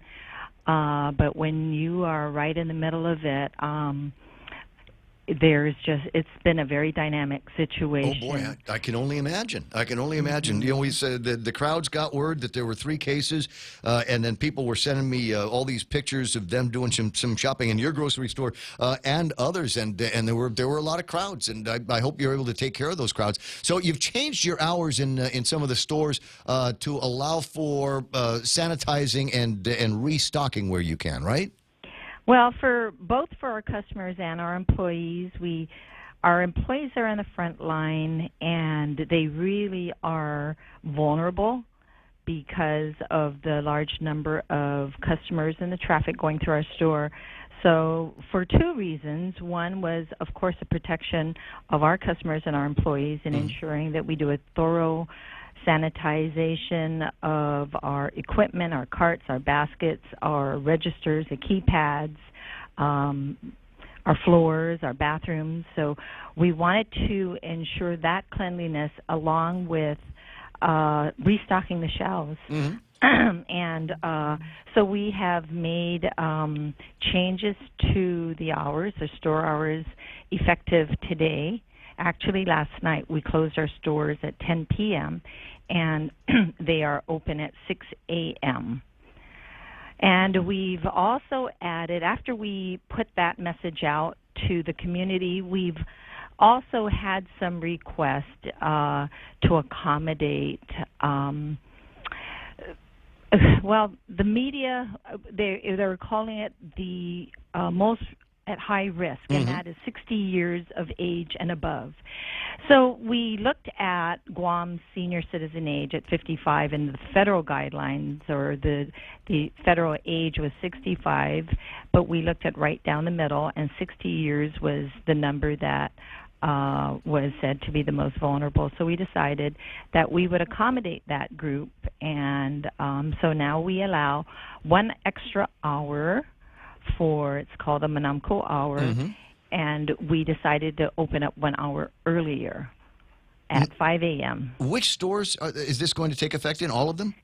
No, just 3 of our stores, and that is Maitit, Dededo, and Sumai. So we looked at the north and the south and right down the center. Okay. So those 3 stores will open 1 hour earlier to accommodate 60 years and above, as well as disabled or challenged people who need extra accommodations. And in addition to that, there was also a request for someone to accompany them if they need assistance. Right. So we are making extra accommodations for that group. Okay. I think that's a great idea. I think it's a great idea. I'd seen that in a few places in the mainland at some of the big stores and bigger grocery store chains that were doing exactly that, again, because there is that target group that we're all very, very concerned about, parents and grandparents, and worried about them and them being able to see after their needs. So, yeah, having them open an extra hour, having an hour exclusively for them and their caregivers, I think is going to be a great idea, a great path moving forward. Are you seeing other trends in the supermarket industry for dealing with this coronavirus? As you point out, I mean, this is uncharted territory for everybody. I don't ever remember anything like this growing up. I'm sure you can talk to your dad about it. Was it probably? I can hear your dad saying it wasn't this bad during the war. No, I mean, you think about the frenzy that occurs in the preparation right before a typhoon, but this is magnified because the amount of days that is mentioned for possible quarantine. Our short list started with hand sanitizers and alcohol and wipes, and that list has grown as well with regard to things that have changed within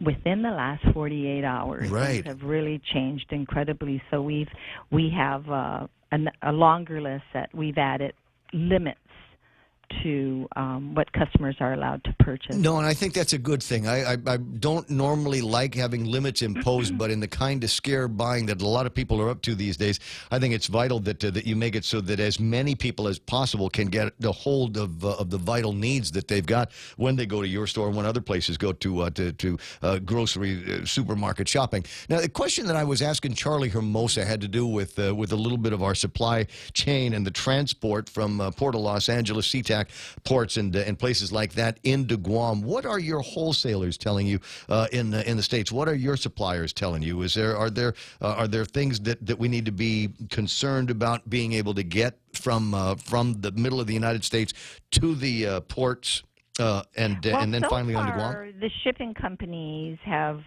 been pretty much on time. If anything, would be a slight delay in a day, but we haven't seen anything that would point to any stoppage of the shipping companies.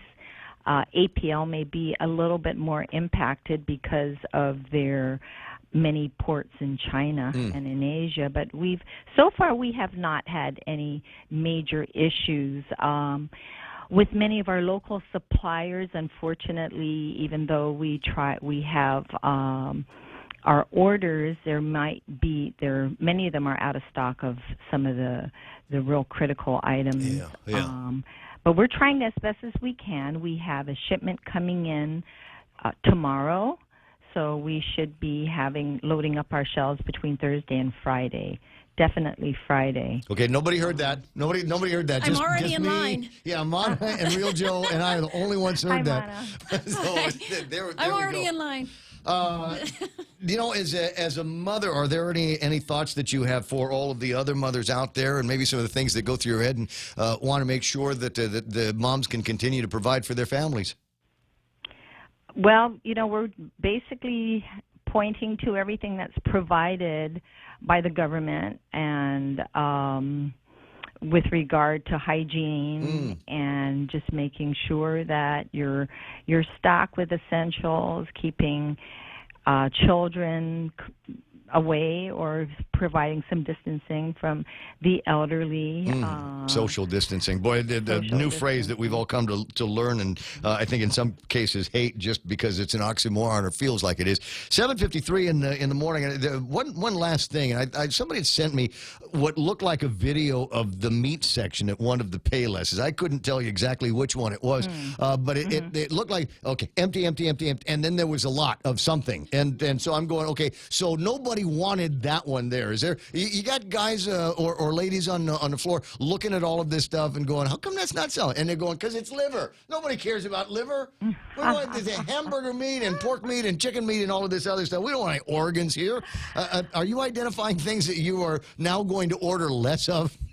Like I said, this is a fluid, uncharted situation. People shopping habits have changed. Oh boy. It's surprising what But people I are want to say, because I went into the store in Mighty and I did take a look, and the frozen section was actually stocked pretty well. So that was just kind of a reflection of the fresh meat, but your frozen section still seemed like it is at least as far as I saw yesterday. I don't know what it's like this morning. Definitely what we're seeing are a lot of canned goods.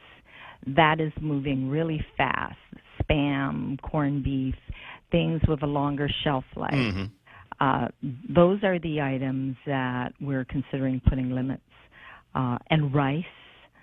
So, just much like a typhoon, although we still have power, people seem to be stocking up more on canned goods. Yeah, it just means they're cooking more, and so they're eating more. You know what didn't make sense to me, though, is I've seen signs, and not only at your store, but there's like limits of 2 bags of rice. So the limits on the purchases need to be adjusted per the size, because somebody buying 2 bags of 1 or 5 pound bag of rice as opposed to 2 20-pound bags of rice. So if you could say you could buy 4 different bags ratios. of 5 pounds of rice. We've been out of the 50-pound for a while, so the limit of 2 right now is on the 10-pound, I believe. But rice is really just flown right off our shelves. So we're trying as best as we can to replenish that, and we should be in the next few days. But rice is one of those items. Tomorrow's without the rice is like... Of course. Day without sunshine. The end of the world. Hey, Kat, do me a favor. Tell your sister to keep posting pictures of your old man and Auntie Rosie dancing. I love those. Can you just please? They're such great pictures, and he looks like he's in such great shape. He's still got his moods. Our Manamco, and we are doing everything we can to ensure that they stay healthy. And definitely, they are the precious gems in our community. Might you consider one day implementing some sort of food delivery for the Manamco or some of our disabled families? This is something that we've definitely been researching, and we do have a plan. But in light of everything that's going on right now, with inventory being very erratic, of course, this is not the time to roll it out. But it's definitely in the forefront. We have plans, and we're looking at systems, and so right now we have you can order, of course, platters from our stores, yes, I know cut that. up fruits and vegetables. But we are looking at increasing that list to online. Oh, the other thing I want to also mention is our pharmacies. If anybody feels like you are sick, and you call our pharmacy, and we will come out to the car. We are really discouraging anybody in the community who has flu-like symptoms to come into the store, but this is specific just to the pharmacy. If you need to get your drugs, please call our pharmacy phone numbers, and we will have someone come out and deliver your prescription drugs to you. Folks, if you're not already following Payless on Facebook, et cetera, then I urge you to find them, like them. That way you get information just as quickly as the rest of us in the media do. Kathy, it's always fun talking with you. I'll see you soon. Maybe we'll go run together, huh? Okay, take care now. I promise I will. And she's fast enough so she can maintain that 6-foot distance between herself and I. Speaking of running, guys over at Southern Mountain Gear, they do every Tuesday they do kind of a guided run around again. You might be wondering if that's still on. I got an email from Dan, and he says yes, it is still on tonight. So if you want to they're just going to move everything to outside. So rather than have a bunch of runners inside the store, we're all just going to stay outside of the store and get that run around. So if you just want to get about 3 miles in, no problem. Great place to do it. And then afterwards, we're all going to go and one by one go into Carabao and get a drink at John Dank or something like that. Closing in on 7:58 and change. One of the other things, and we'll start to hear more and more about this as it develops. There's already what's the name of the company that you can call and they'll go by one of the restaurants and Grubhub, something like that, right? We've already got something like that. Good to go. Good to go. Thank you very much. I don't know. And then there's a new one that has an app. I think it's Grab and Grub. Grab and Grub. Okay, so we're going to hear more and more about businesses like that as the restaurant scene is going to be changing. They're going to be it may already be happening in places that maybe I'm just not hearing about it. But with the concerns about everybody gathering up or having meals next to that family over there, which is next to that family, a lot of people might be like, you know what, I wanted to get the big tomahawk steak, but I don't want to go inside. Maybe what I'll do is I'll just have them meet me outside or have somebody deliver it to my house. Our friends at KFC and Subway deliver in some areas. Absolutely. So as you start looking around for places like that, and chances are very good there will be a whole lot more takeaway business here on Guam and different ways to get it to your house. Think about that. If you know anything, do me a favor, hit me up on the Facebook Live and let me know what you're hearing on that and other kind of corona-related issues. 988-5874 if you want to WhatsApp. The radio stations, KUSG, Hagåtña 93.3. This is The Point.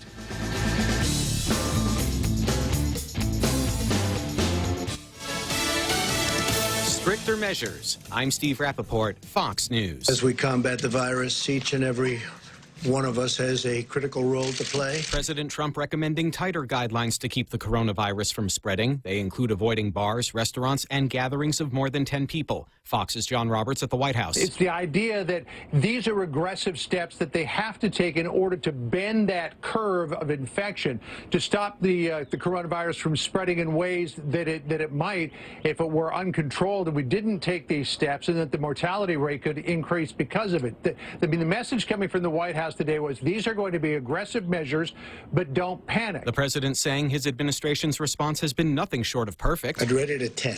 I think we've done a great job. But investors might disagree.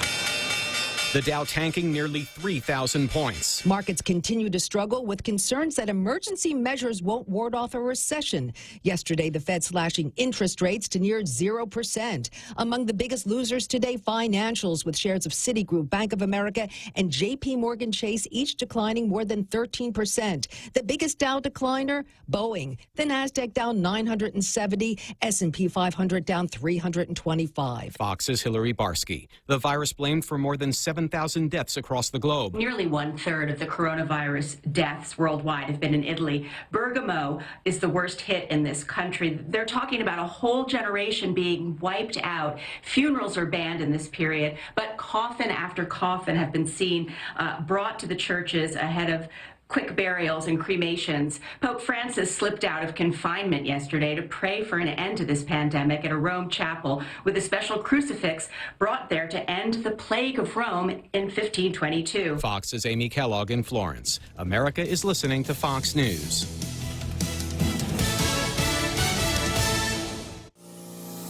Docomo Pacific wants to keep your business connected. When you sign up for a smart business bundle, you're gaining more than just mobile, internet, and phone services. Receive unbeatable value for your money and the convenience of having it all on one bill. All your business services on the widest and fastest network in Guam and the Marianas. Call 688-2677 for more information on partnering your business. Docomo Pacific Business, delivering your future today. The Extra Point with Jerry Roberts of Guam Training. Hi, I'm Jerry Roberts, and every day on The Ray Gibson Show, I get to comment on the incredibly diverse, fun, challenging, sometimes frustrating, often exciting, but always interesting world of work. I hope you'll be there with us. You can find daily transcripts of The Extra Point at guamtraining.com. Tune in every weekday morning at 7:20 for The Extra Point with Jerry Roberts. Brought to you by Guahan Insurance Services and First Hawaiian Bank on 93.3 The Point.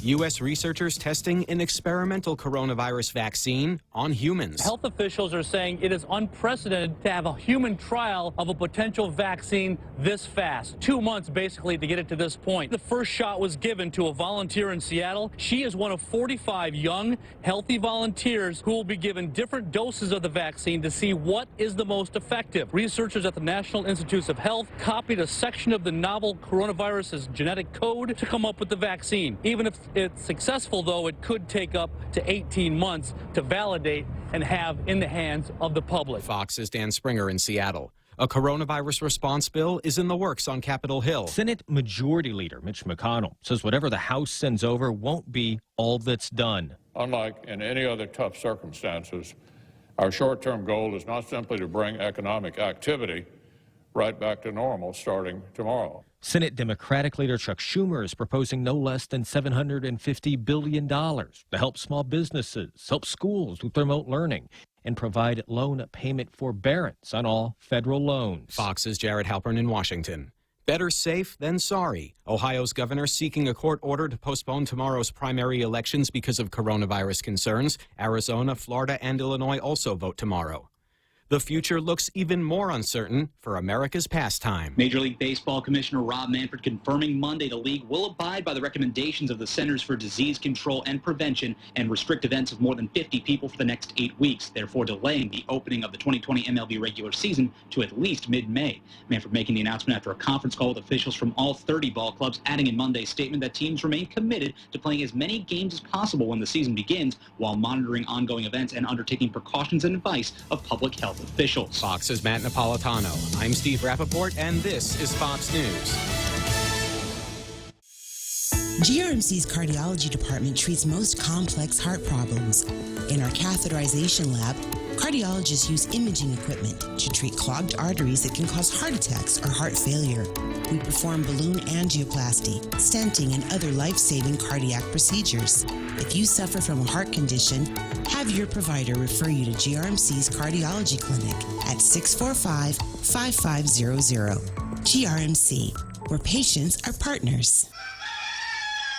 Howdy, folks. KFC's Colonel Sanders here. I know you love our KFC shrimp burger, so I'm bringing it back, along with our one-of-a-kind shrimp and crab Kelligwin. Take a break from your usual fish fillet sandwich and try our big selection of KFC seafood items. And, of course, we cannot forget your one and only favorite KFC original recipe chicken, too. Hurry in this Lenten season. KFC, it's finger-licking good.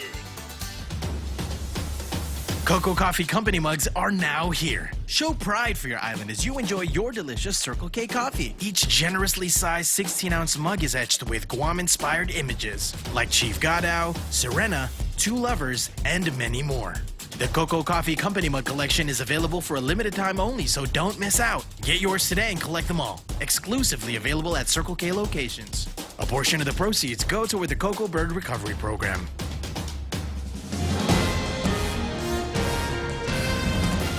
Today it is 8:06. I'm Mana Silva-Tyron with a look at your local news from the Guam Daily Post. The Guam Department of Public Health and Social Services tested 12 individuals yesterday for COVID-19 and all have tested negative.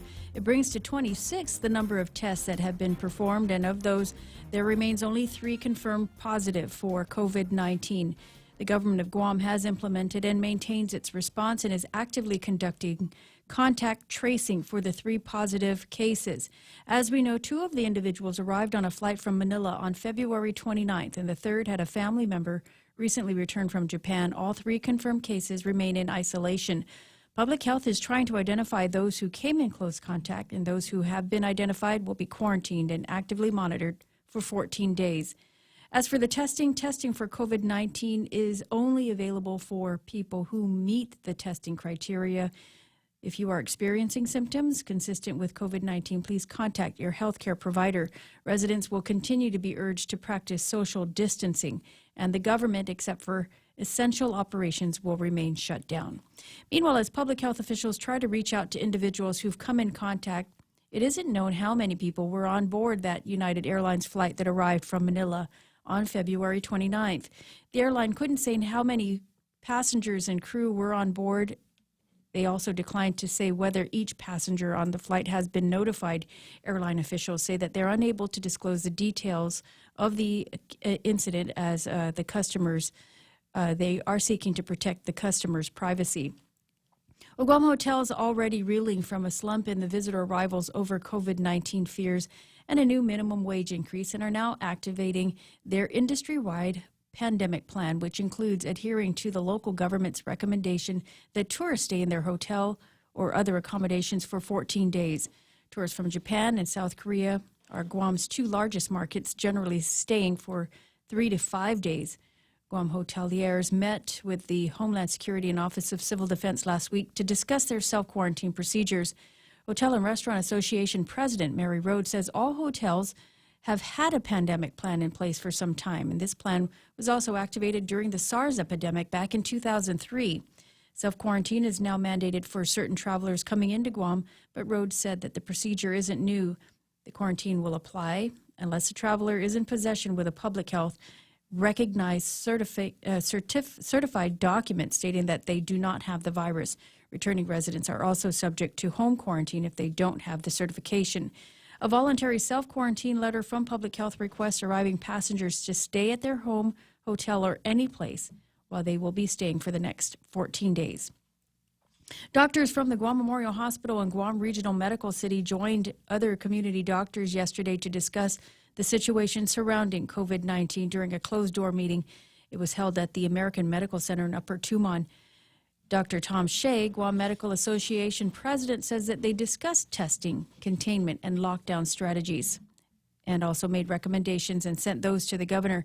Among their recommendations doctors discussed was the need for more testing, better coordination of emergency supplies and manpower, a quarantine of all inbound flights of up to 14 days designated in one location, and an island-wide lockdown that stops all flights and only allows healthcare and safety personnel to be out for at least the next 2 weeks.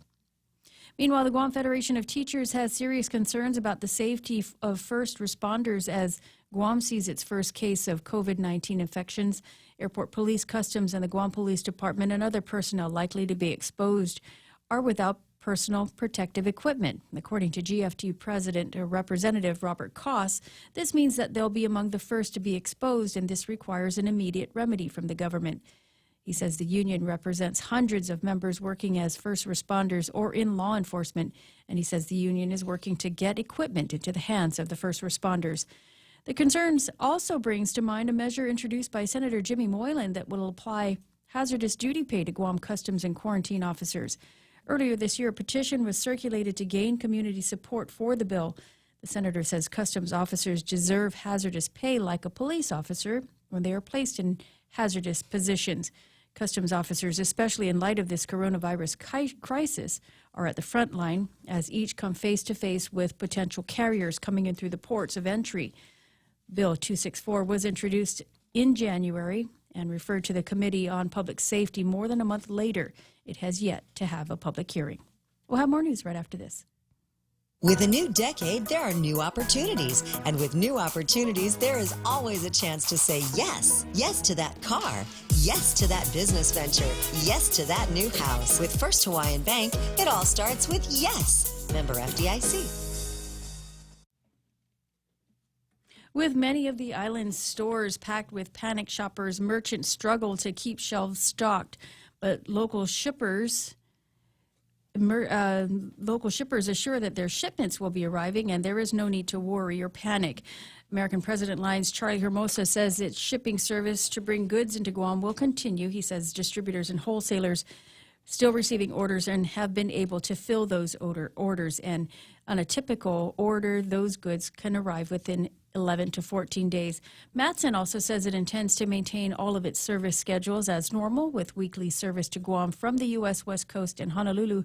The company did state it is monitoring developments closely and ensuring its compliance with all Coast Guard and local, federal, and international government reporting and prevention directives for maritime operations. Matson also has frequent and regular communication with Coast Guard and the Port Authority of Guam regarding commercial port operations and the major shipping companies stated. Hours after the governor announced the Guam had 3 confirmed cases, many of the local stores were packed with shoppers. Some stores started implementing limits to ensure other customers had an opportunity to purchase items such as cleaning supplies, sanitizers, diapers, and certain food items. Again, shippers, including APL, have assured that the shipments will arrive as scheduled and there is no need to worry. In order to restock and sanitize, Payless Markets has adjusted some of their hours. Most stores will be closed at 10 and reopened at 6 a.m. They will also begin a Manumco hour, opening an hour earlier to accommodate the elderly and disabled individuals. This as they have been identified as most at risk for COVID-19. The pharmacy will also allow people to call in and place their orders for medication, and they will bring the medication out to the car to avoid spreading any sort of illness in the stores. And those are some of your top stories from the Guam Daily Post. Here now is Ray with your weather. Well, I'll get to the weather in a second. I'm just taking a look at some of the pictures that have hit me on WhatsApp in the last half hour or so. And there's a picture on the screen right now, and that's toilet paper in the same kind of tray they would be putting fresh That's meat not in. real, is it? Is that dry age? But if you take a look, I don't know if it's dry age toilet paper. You know, Jeff Evans on Facebook yesterday says, you know, you can make it last longer if you use both sides of the toilet paper. But you take a look at the price now. It's $5. They're selling the rolls for $5 a piece. That can't be real. Somewhere out in Louisiana, they say. Keenan McCausland online up in Washington State saying, yeah, there's still a run on rice and things like that up there. Do you think it's Washington? Don't they have rice? Doesn't rice come from there? By any chance, they have some of that there? Well, there's a lot of Asians. It's true. I don't know if rice comes from there. How many? Just in our family, how many people we got around Tacoma and Seattle area? Yeah, but you know, you've got some kids that's all they eat. Like our kids, Joe's baby in particular. Butter, soy sauce, and rice. Yeah. Well, that's and I got typical. a grandson who's ketchup and rice, soy sauce and rice, kadu and rice, and if it doesn't have rice, he doesn't want to eat it. Okay, so I'm like the opposite. I don't have rice. I mean, when I do, it's only a very, very small amount that I'll have. It's like the one in the KFC bowl that you get. That's already too much red rice for me. That's and I can't. Well, you're not really Chamorro. He knows more Chamorro than I do, apparently. It's funny. We'll tell the rest of that story later on. But anyway, so I don't eat a whole lot of rice, but there is one meal that I will break down and cook rice for. And anybody that knows me knows that this is one of those things. We have the rice, and then I get the chili no beans, and I slice up some hot dogs in there, like 2 or 3 really good hot dogs in there, and get it all hot. Take the chili, put it on top of the rice, a couple of dashes of soy sauce, cold beer. That's breakfast. That's breakfast over at my place. That's a champion's breakfast. And right and it might be about 3 cups that I go through. So on that day where I decide that that's what I'm going to be eating, I will actually cook rice for it. There's another one, and I'm threatening to do this now because there's a KFC near the house. And we've talked about the KFC rice recipe. What are you laughing at? I've talked about it with you, right? They probably think you're weird because you hang out at KFC all the time. Well, They're like, there he is again. It's right there. My house is there, and then there's KFC up the street. Anyway, so they've got a thing called KFC rice, and the way it works, you go to KFC, you get like a 3-piece meal or something like that, and you put it in, you wash the rice, put it in there, but don't put water. You put broth. You put chicken broth in there, and then you cook it. So the rice absorbs the broth, and everything is boiling, and so you've got the KFC, the aroma, the 11 herbs and spices that now mixes with everything in the pot. And they say that is absolutely to die for. Haven't done it yet. And I don't know if I can do it now because I don't think I've got enough rice to fill a bowl. While I'm thinking about it now, nope, I got peanut butter, and I got bread, and I got pistachios, but I forgot to buy rice. Oh, hell. 8:16 in the morning, and that's, did I do the weather? Follow Ray for more. Yeah, that's right. More More recipes. recipes. Partly sunny with isolated showers today. Winds out of the east up to about 15 miles an hour. Highs 87 degrees for tonight. Mostly cloudy with isolated showers again. Winds to about 15 miles an hour. Overnight low should be 76 degrees. Sunrise this morning was at 6:27. Sunset today is going to be at 6:31. Round up the usual suspects. Tell the others we're doing sunset tonight at 6:31. It's 8:17. I'll be right back.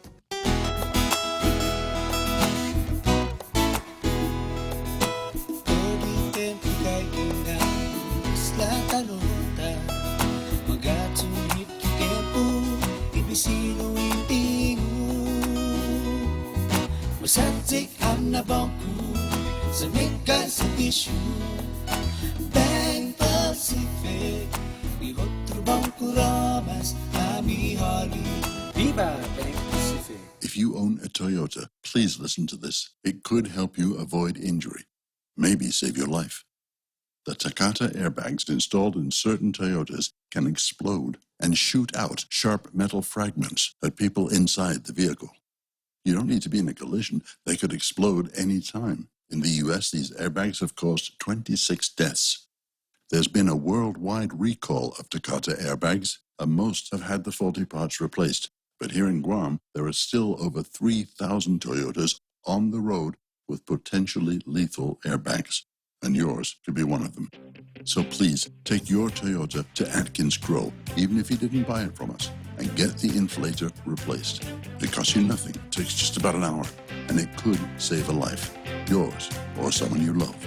The AK song says we're here for life. That's never been more true. At Atkins Grow, we're here for life. Hey guys, you remember when that was the scariest thing on the radio? With that guy going in there talking about airbags that could explode and send shrapnel into your face and kill you. That was the scariest thing on the radio. And now what have we got here? Is we got this CV-19 that is... I like the way he says Takata. Takata. Only takes about an hour. Only takes about an hour. A couple other things. Now, we're yakking about coronavirus. I'll get around to the break here in a second. But this just in, very rapid, very fluid situation. People wondering who the couple is that has been identified as 2 of 3 of the coronavirus victims here on Guam. We have exclusively a picture of the couple. So I'd like to direct your attention to the YouTube and the Facebook screens at this time. And there they are. So be on the lookout. Try to maintain some kind of distance. Our thoughts and prayers are with them at this difficult time. I knew it was them. That's the dumbest thing I've ever seen. You sent it to me, too. Joke. I couldn't help it. If you're getting mad, you're going, come on, Ray.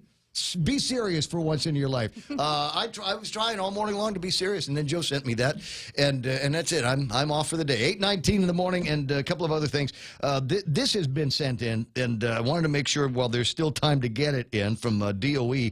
Morning, everyone, ESA says. GDOE nurses will be assisting DPHSS and the hospitals and are getting fitted for their masks this morning at 10:30 at the DOE Teads headquarters, first floor conference room. Media is welcome to stop by for photos. You're also welcome to speak with Chief Nurse Julietta Kineni about how GDOE nurses are working to support public health during the COVID-19 response. The time estimate is around 10:30, depending on whether or not everybody is running on schedule. And so it looks like a number of members of the media are going to be there for a mask fitting. Fitting?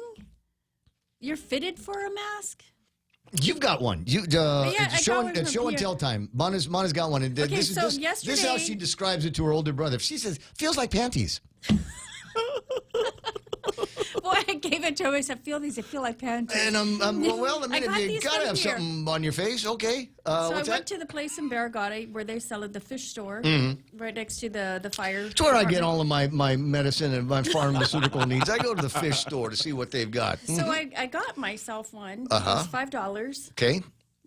Because I wanted to know what Tella was yelling at him about. Oh, you got it from that guy. Yeah, I got it from him. Oh, James, right? James Pierre? Was that the guy's Jean. name? Jean. Jean-Pierre, yeah. So I kept calling him Pierre. I'm sorry. So they were like $5? They were $5, and so Okay, now he said it's not supposed to have any sort of medical assistance or whatever. It's right. It's not real safety, but it's. Oh, it brings out your eyes. So the idea is it prevents you from touching your face. It prevents you from touching your your nose face. and your mouth. Except me, I get so irritated when stuff touches my face, including like my Yeah, hair. I don't know I that would I could- constantly be going like this, trying to move it out.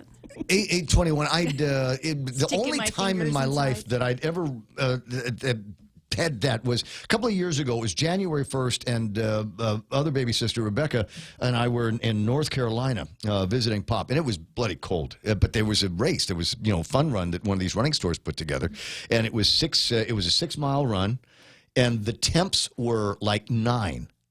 It was like 9 or 10, just bitter cold. So I'd gotten some clothes to run in, and the guy at the running store recommended that I get a thing. It's like a Baklava.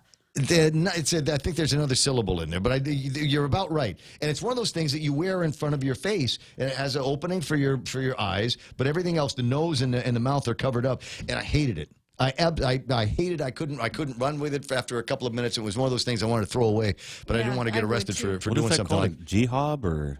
No, it's not Habib. No. Okay, this is quickly turning into an idiot swap meet. Let me move on. 822 here, and some of the other things that are important to know is listening to the Ray Gibson Show. It's being brought to you by APL American President Lines, the global presence in a local home, and also the guys over at Subway with their fresh Lenten flavors. And this food also good for your CV19 because you're going to want to veg up, right? So they've got a veggie wrap that you can get over at the Subway place. Seafood Sensations, which are great, $6.99 for the foot long. And shrimp and guacamole wraps, $8.49, waiting for you at one of about a zillion different Subways that we've got here on Guam. Morning talk that matters. It's the Ray Gibson Show. Call now, 888-TALK. That's 888-8255. Wow. I got Mingo Ree and Yuka at Genova's online. Sabine Chargaloff says, I wish I knew about stocks and stuff and had some money to invest. Any advice on what to invest right now and how much? I would generally tend to providing that information on the radio. There are people that go to school and get trained for this kind of thing. There's a bunch of financial information guys all over the island. You can go talk to the guys over at Merrill Lynch. They'll find Dave Beaver and the guys over at Isla. What's the name of the place, Joe, across from Carabao? Asia Pacific Investors. Oh, I wouldn't Mixed know place. that. Yeah, mixed old place. All right. No, call your bank. Sometimes the banks will be working around with companies like Raymond James. They're franchises that you can go into, and it's not like you got to jump into the market with thousands and thousands of dollars. Get in small, just what you can afford. It's like anything else. You put a little bit away every month, and before you know it, you've got enough to retire on. My buddy Ike Iseki's online. Tony Mendiola saying Hafa a day. Ken LG says not a market for amateurs or beginners. So yeah, find some solid advice. A couple of people. This how long it's been since I've had a chance to take a look at the Gizmo. People are writing Tombstone, because I was talking about the crappy offerings that I can find on Netflix and Hulu. The only distinction is Hulu. I think you can still get into some of the HBO programs. But they've also got, it's one of the only places that you can get Letterkenny, and there is a new season of Letterkenny, and I've made it up to the three or four episodes into that. If you don't know what Letterkenny is, you need to look it up. You need to go and set the thing because it's good. Dave Torrey going, I'm your Huckleberry. One of the best scenes in the entire movie. You got to be quick up here if you watch that. Absolutely. Yeah, but the guy who plays Doc Holliday just stole the show, right? Just stole the show. I got the Eunice Mendiola, Joey Torres, Rick Tenorio. What's he saying? Some say using a VPN service to spoof your location will allow you access to more streaming services. But Rick, that would be using it for an illicit purpose. It would be against God's plan, wouldn't it? You know what? Not when it's Disney Plus and you got screaming kids in the house wanting where's Frozen? Mom, Frozen. How come I can't find Frozen anywhere? Because they moved it to Disney Plus and that's the only place that you're going to see it. How many different versions of The Little Mermaid are we going to have? So, yeah, VPN will save your sanity, guys. Anne-Marie Sablon Trousseau is online. Who else we got? The 60-plus shopping hours. He's talking about the folks over at Payless is a good thing, but some may take issue due to the GCA law stating that senior status is 55 years of age. I'm hearing that, and I'm seeing from a couple of other people wondering, are they going to be checking IDs to get into to Payless at 5 o'clock on tomorrow morning? As you know, in the 3 different locations, Mighty, Dedido, and Sumai. My guess is they probably aren't. Everybody else is, and to the degree that, look, if you're not a target, think about this. This is the idea. What we want to do is create a venue so that people who are at risk, more at risk for CV-19, can go and shop with fewer concerns about running into somebody younger than them that might be playing footloose and fancy free with self-quarantining and what is it, distance. What is it? What's the word I'm looking for? Social distancing. Thank you very much. And I think I you're committed seeing it to a lot memory. of the pictures being circulated of the elderly standing in front of these empty shelves, and it just looks so heartbreaking. heartbreaking. Right? Someone when help you these see guys them out. and they just want a roll of toilet paper, and they're not panic buying. They just want to fill their bathroom Mm-hmm. with 4 rolls of toilet tissue, and they can't find a single roll. So, it's kind of heartbreaking and they're not going to stand up and hoard because they don't have the energy or the... Probably the capital to do it. And if they are buying stuff, I guarantee you, because I know how the old people are in this town, they ain't buying it for themselves. They're buying it for their kids and their grandkids. They want to make sure when these guys come over that they've got adequate supplies. What's that? Rudy Magallanes says, my niece told me a story about when she was shopping in American Grocery yesterday. There's a senior citizen trying to get into the shop, but it seems they were not letting people without masks in. I had heard that as well. Yeah, they post a sign. That says only people with masks can come in to American Grocery. Hey, listen, you got to do what you got to do. It's not that they're being evil about this. They have employees. They've people. Yeah, there's the thing, guys. Is if their employees get sick, who's going to stock the shelves? If the employees get sick, who's going to ring up your order at the thing? Who's going to make sure that the warehouse is working if these guys get sick? So I've got to agree with that kind of thing. And if you look closely, there are a lot of establishments do have a sign that says we have the right to refuse service to anyone.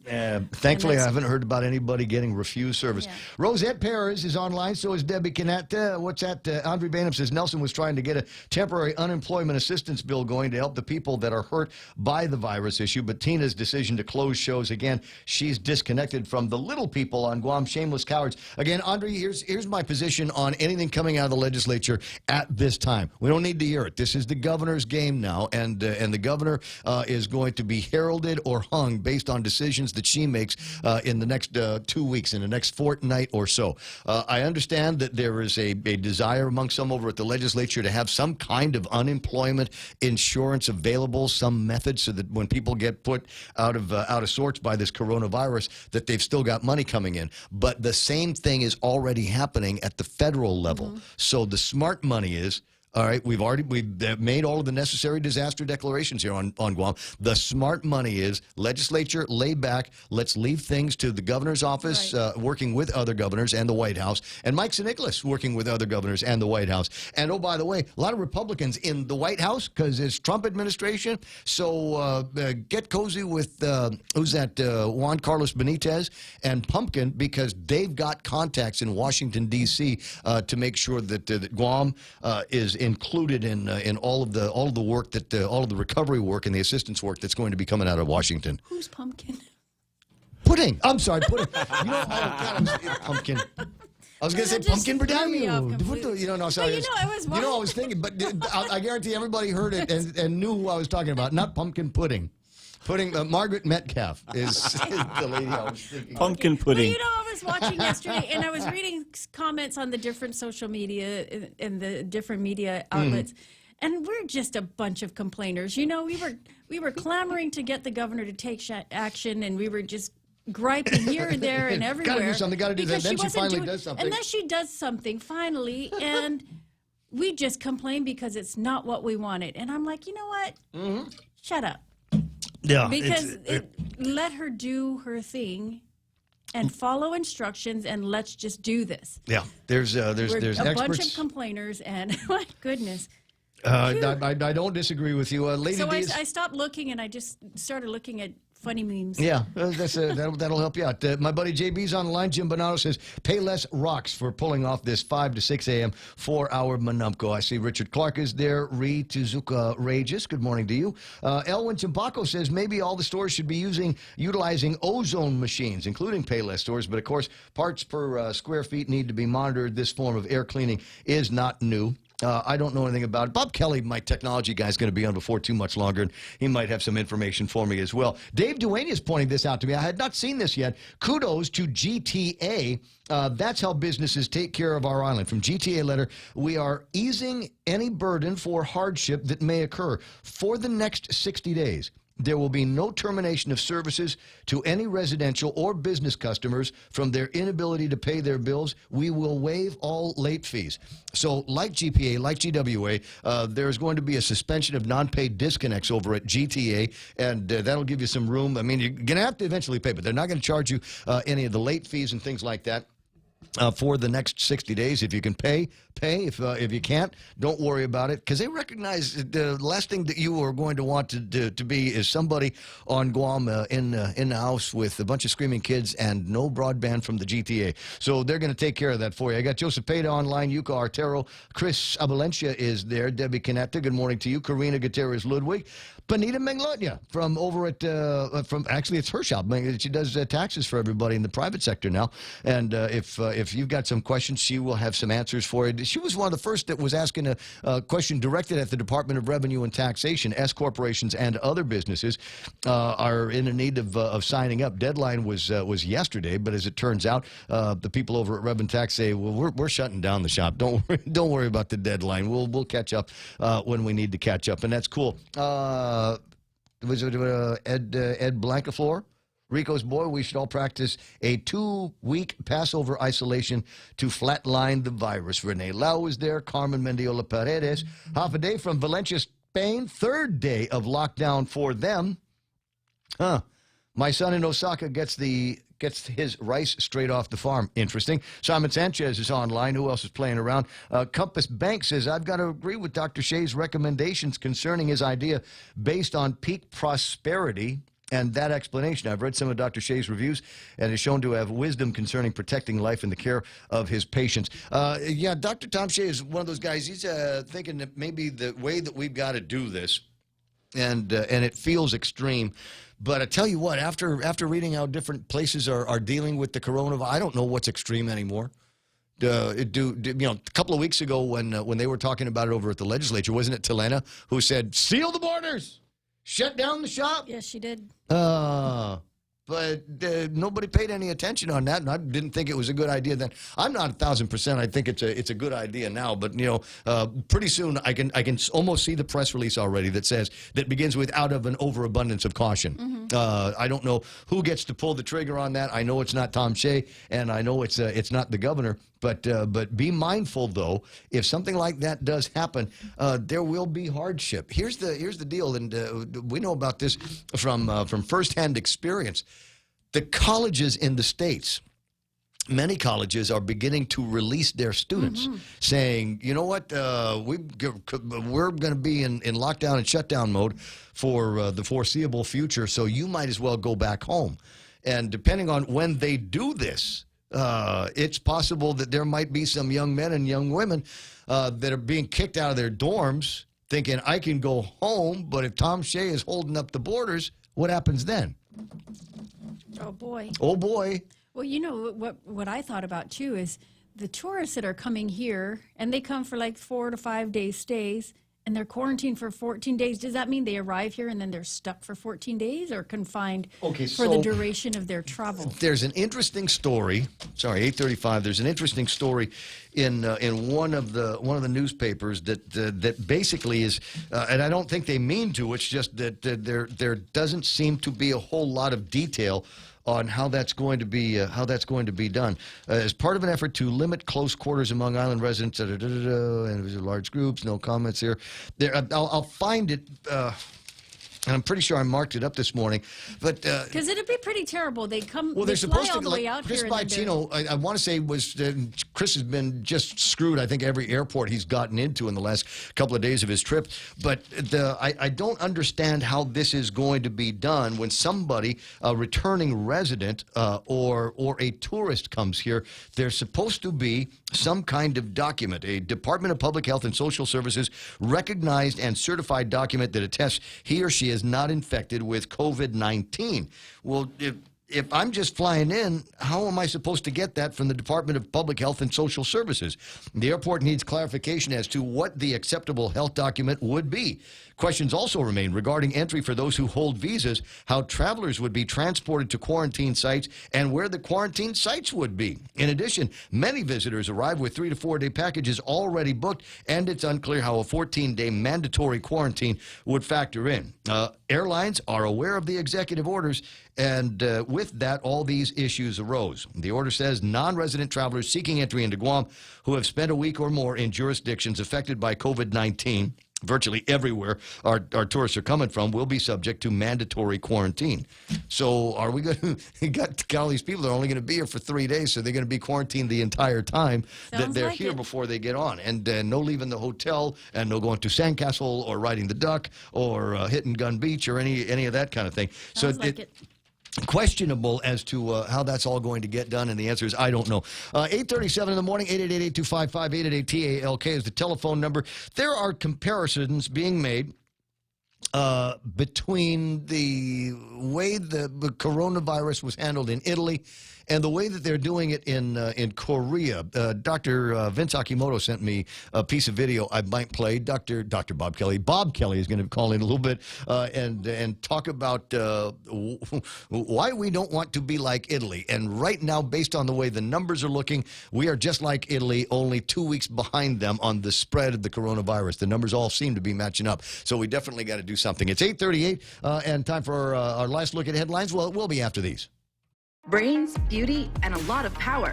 What more could you want? The new Samsung Galaxy S20 is the phone that will change everything. With revolutionary technology, the S20 will unveil a whole new world for mobile photography by introducing a 108 megapixel camera and an amazing 100-time zoom that lets you find shots that never existed.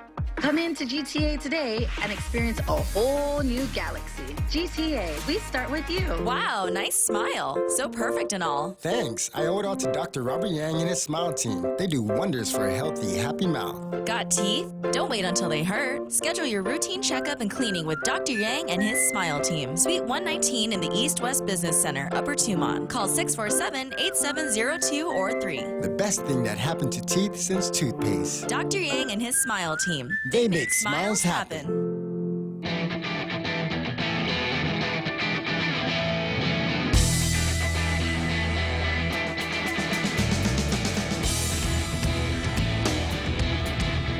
Yeah, these are kind of interesting graphs showing the first bunch of coronavirus cases that showed up in Italy on the 23rd of February versus the way it looks here in the United States in the 5th or so of March when we first started totaling up cases there. And it looks like the graphs are running about parallel with each other until you get to the last couple of days. More on that with Bob Kelly in a couple of minutes. But right now it's time for our last look at headline news with news from the Guam Daily Post. Here's Montecilva Tyrant. It's day 2 of the government shutdown, and people are still urged to stay home and avoid spreading potential illnesses. 26 people have been tested for COVID-19 and still only 3 positive results. The patients remain in isolation. Public health is continuing to try and identify their close contacts. Testing also will continue for those who meet the criteria for COVID-19. In order to restock and sanitize, Payless markets have adjusted their hours, and most stores will be closed at 10 and reopen at 6. They'll also begin a Monomco hour, opening an hour earlier to accommodate elderly and disabled individuals. They are the most at risk, and they want to allow the exclusive shopping to allow them to also avoid the crowds. And the pharmacy will also allow people to call in and place their orders for medication, and they will bring the medications out to the car to avoid spreading any illnesses inside the stores. And while doctors go through their plans and recommendations to address the coronavirus pandemic, there's concern from the union that represents public safety personnel. The Guam Federation of Teachers worries airport police, customs, and the Guam Police Department and other personnel likely to be exposed are without personal protective equipment. The union now vowing to get equipment into the hands of our first responders. And those are some of your headlines from the Guam Daily Post. For more on these stories, you can pick up a copy of the paper. You can log on to their website at postguam.com. It feels like I should do that. In 19 minutes, it'll be 9 o'clock in the morning, and that's iConnect time. Go to the nearest iConnect if you feel like you can stay 6 feet away from somebody, and check out the incredible phones that they've got there. iPhones, as a matter of fact. One Touches, the 7T is available and waiting for you now over at the iConnect place at the Micronesia Mall. At the mall, as you enjoy your shopping, dining, or entertainment, you could also win 3 great cars from Atkins Kroll and thousands of prizes in Micronesia Mall's Cars, Prizes, and Getaways game. Present your mall receipts and have a chance to win the renowned performance Chevrolet Camaro, the unapologetic rugged Toyota 4Runner, or the head-turning Lexus ES350 Luxury. Getaways to Manila, courtesy of Philippine Airlines, plus prizes from Foot Locker and Burger King. The more you shop, the more chance to win in Micronesia Mall's Cars, Prizes, and Getaways game. Is it my turn? Do I start talking again? Portions of the program also being brought to you by Take Care. And they've got all these great plans and different ideas and things that you can do to keep yourself and your family healthy through this kind of thing. But once we're out of it, check out some of the great ways that you can get together with your family, do some unwinding, being active, eating right, relaxing, and being socially connected when that's allowed. Again, over at Take Care. Portions of the program also being brought to you by the team over at Denny's. What day is today? Tuesday? Oxtail soup, I'm telling you. Go try some of that because it's going to be really, really good over at the Denny's place. Cocoa Coffee Company is now available at Circle K. Single origin coffee beans carefully sourced and locally roasted to give you the freshest cup of coffee Guam has to offer. Grab a cup that's brewed every 30 minutes or purchase a bag of the locally roasted whole beans. Flavors now serving: light medium roasted Ethiopia and medium dark roasted Jamaican Blue Mountain. Exclusively available at Circle K. With every Cocoa Coffee Company purchase, a portion of the proceeds will go towards the Cocoa Recovery Program.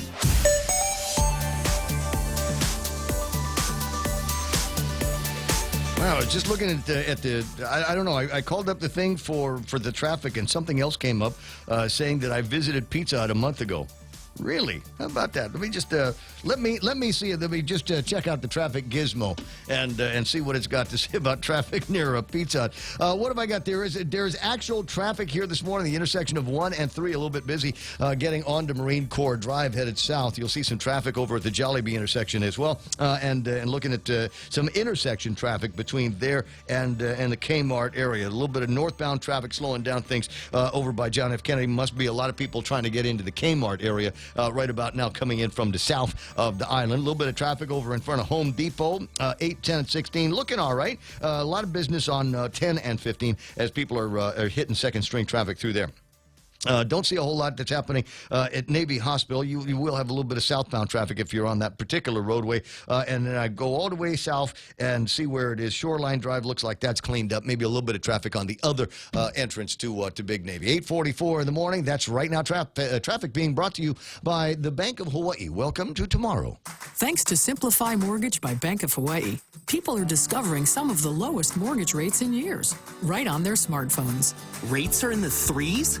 And with Simplify Mortgage by Bank of Hawaii, you can apply online, even for a VA loan, or sit down with one of our mortgage experts. We should apply now. Check rates and apply online today with Simplify Mortgage by Bank of Hawaii. Visit BOH.com/mortgage. Bank of Hawaii. Welcome to tomorrow. Equal housing lender. Here at APL, our expertise and extensive network can help you grow your business and reach out to more markets. As a responsible carrier, APL is also committed to a sustainable future, whether it's protecting the environment or investing our efforts in giving back to the community. Our dedicated team in Guam and on the U.S. mainland are here to support you. So call 588-4651 or visit www.apl.com.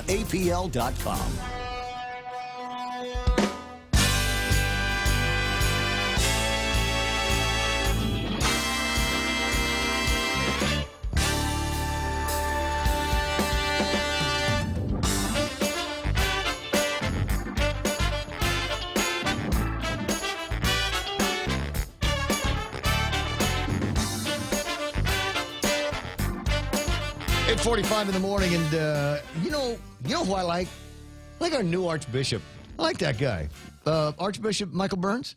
Yeah. I like the way he writes. It calms me. There's a throwback in the language that he uses that reminds me of the way that priests and nuns talked back in the old days. Yeah. I announce that in conjunction with the declaration of emergency and as part of our precautionary measures to stop and avert the further spread of COVID-19, all Sunday and weekday public masses, as well as other parish events, will be suspended in the Archdiocese of Agana effective Tuesday, March 17th until Saturday, April the 18th. The celebration of the Holy Eucharist is the source and summit of the Catholic faith through which we encounter and enter into sacred communion with the body, blood, soul, and divinity of Jesus Christ. What a sentence. What a sentence, this guy. My decision to temporarily suspend this practice was not taken lightly. Fixing our eyes on Jesus Christ, we take to heart in a very real way the greatest commandment to love one another, which in this unprecedented moment of our world's history is the prudent attention to the local, federal government and health officials. It goes on. Be assured that our priests will be offering holy sacrifice of the Mass every day in private, that is, alone or with one or two servers, so as to continue to draw upon and direct the graces contained therein. I encourage everyone to watch and participate in the Mass through radio KOLG 90.9 and via KUAM TV, as well as social media platforms like Facebook Live. These links, along with other resources, are provided on the Archdiocesan website. As you participate in Mass in this way, you and your family are encouraged to pray the act of spiritual communion prayer, and then he gives it. I'm entrusting into our priests the prudential discretion of celebrating baptisms, weddings, and funerals. Gatherings are not to exceed 50 people in attendance. This directive is given by the local government, so that the number of cases of those infected with COVID-19 does not spike. Holy Communion, except as viaticum, will not be distributed to the faithful. And Real Joe, could you tell me what viaticum means? I have no idea. I'll find out. Bob Kelly knows. Bob knows. Good morning, Bob. Good morning. Viaticum, what does it mean? Well, I'm not a Latin expert, but I think it would be for those who would maybe be in the last rites and so on, in a very bad situation. Is that it? Yeah. So Real Joe says you're right. Something that so that is part of the extreme unction, right? Correct. Okay. I was 35 before I knew that extreme unction were actually two words. Because sister always made it sound like just one extra unction. 8:48 in the morning. My very close, very dear personal friend, technical guru Bob Kelly is on the line. Good morning, Bob. Good morning. What an interesting bunch of days that we have had recently, huh? It is every day is something new and somewhat different. Yeah. To say that these are unprecedented times. I'll be 58 years old in May. You've been around a little bit longer than I have, and I don't ever remember anything like this occurring on Guam. Here's the one thing that I personally kind of looked at a comparison. I knew on the night of 9/11, watching TV when the Second Trade Center got hit by the plane, that my life and the world as we knew it would be changed forever. Yes. And it was. Yes. This is changing us, but it's taken a lot longer for it to creep in. It's been instead of that instant realization I had when that plane went through, this is kind of periodically, day by day, becoming more and more a reality instead of an instant reality. But the change may turn out to be almost as drastic. I'm wondering what's going to happen in the teaching business because the paradigm is shifting. We need to educate the kids. That has not changed. But if they can't gather, if they're not all in the same place in the classroom environment, then we change the environment, and more it's beginning to look electronic. Well, I mean, in one thing, I've made a decision. You were talking about watching, getting more programs in TV. There is a multitude of videos from colleges and stuff on courses. And something I kind of made a realization in the last day is I think I'm still pretty up on physics and math and physical sciences, but I am a real behind since 1972 when I had my freshman biology class in college. And I've decided I'm going to go ahead and probably take a biology class or two, so I have a better understanding of a lot of what's going on. I mean, I'm playing the statistics, which we'll talk about in a minute, but that doesn't mean I understand what's going on in the cellular level. And I think I'm just going to use the time, just like you've taken a lot of courses in different things. I think this is a good time to pick up the computer, the TV, and if we're going to have to sit around the house, we might as well make ourselves a bit smarter. Yeah, well, if it comes down to that, 851, and I'm hoping it doesn't come down to that. 851, I just put on the screen a graph, if you will, a little bit of a spreadsheet so that you can take a look at some of the things that Bob has been taking a look at and making the comparison between the number of casualties that started getting reported in Italy on the 23rd of February versus the number of casualties in the United States. Now, ours first showed up on the 3rd of March, and so within that time period, as you watch the growth here, because that's what's been happening, is it's kind of interesting how they parallel each other. The number of cases seem to be going up, and not much out of about 5 or 10% worth of a spread between the two numbers. Just the dates. I sent you an updated. Maybe you didn't get it or get it yet. But the latest you have there is the 11th. Oh, yeah, okay.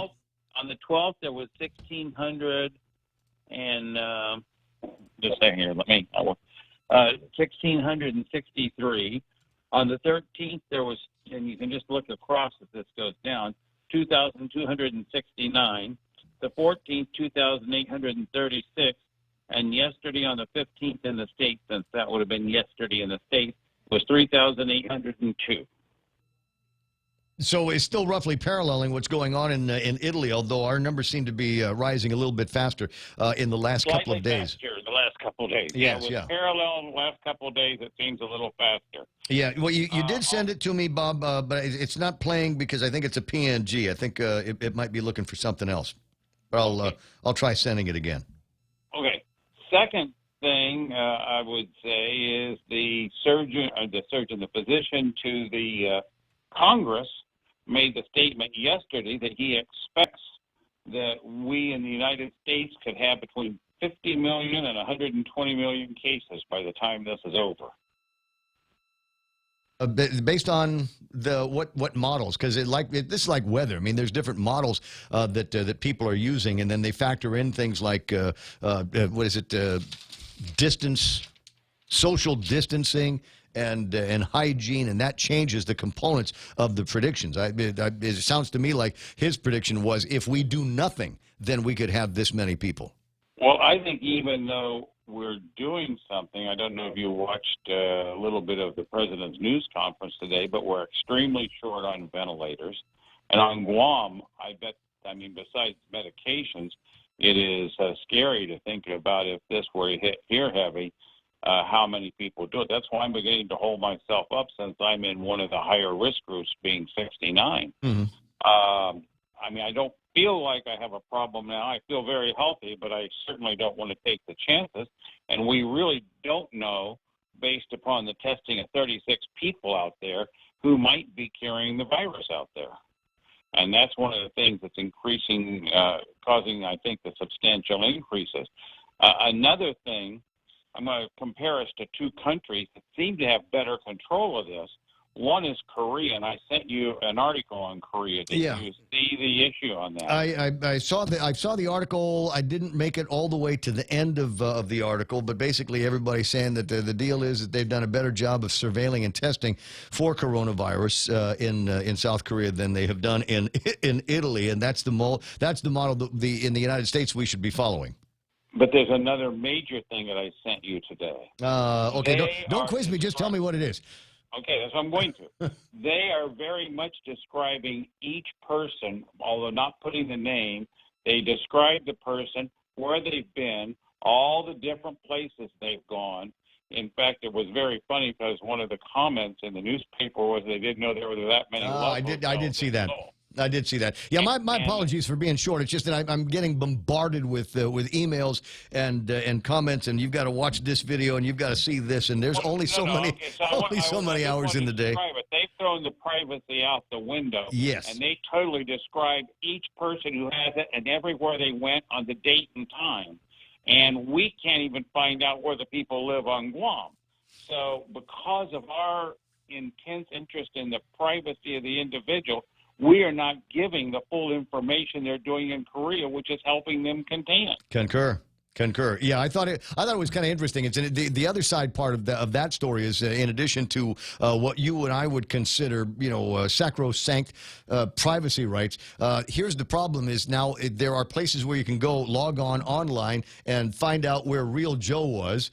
For all intents and purposes, you can narrow down the technology and go, real Joe was at that meeting over there, and then he went to a bar, and then he went to another place, and somebody else went with him to this other place. So it's exposing people and their potential peccadillos out to the public. That's the interesting thing. It is, but it's also allowing people to know who could have had it and who can pass it on. Now, let's take something that's happening in Israel. Israel has a great metadata of cell phones where everywhere you've been can be backtracked, which we can do in the States, but we keep it, we supposedly keep it under lock and key.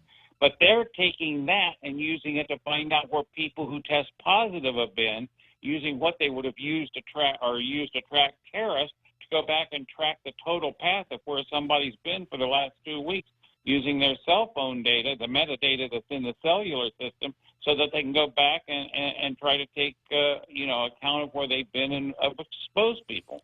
Is the United States going to do that?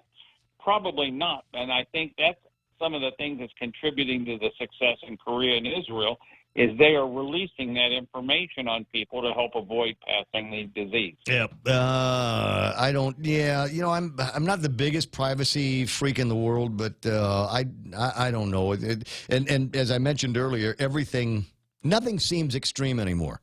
After you hear about the Duterte basically locking down, shutting down, instituting what feels like martial law in Luzon again.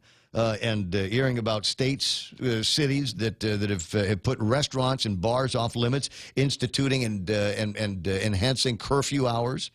It becomes one of those things where you go, there better be an expiration date on all of this stuff. Because otherwise we will lose some freedoms here pretty quick. That's the thing that I worry about. I understand, but let me ask a very important question. We have 3 people that tested positive in Guam. We really don't know much at all about any of the 3.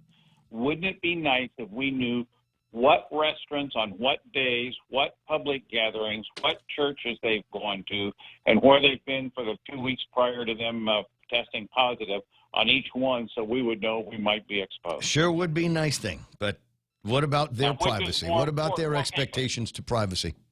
Okay, which is more important, the public health or privacy? That's the balance now. Do we give up some of our privacy in order to better stop the spread of this? I just don't know. In this day and age, we could be going back to martial law in the Philippines awful fast. Who knows what can happen around here? Is this going to be over in 2 weeks? Will it be extended for another 2 weeks? Will there be more harsher restrictions to our movements and our ability to do things that you and I took for granted just Saturday night? I don't know, Bob. I don't know. That's a community question.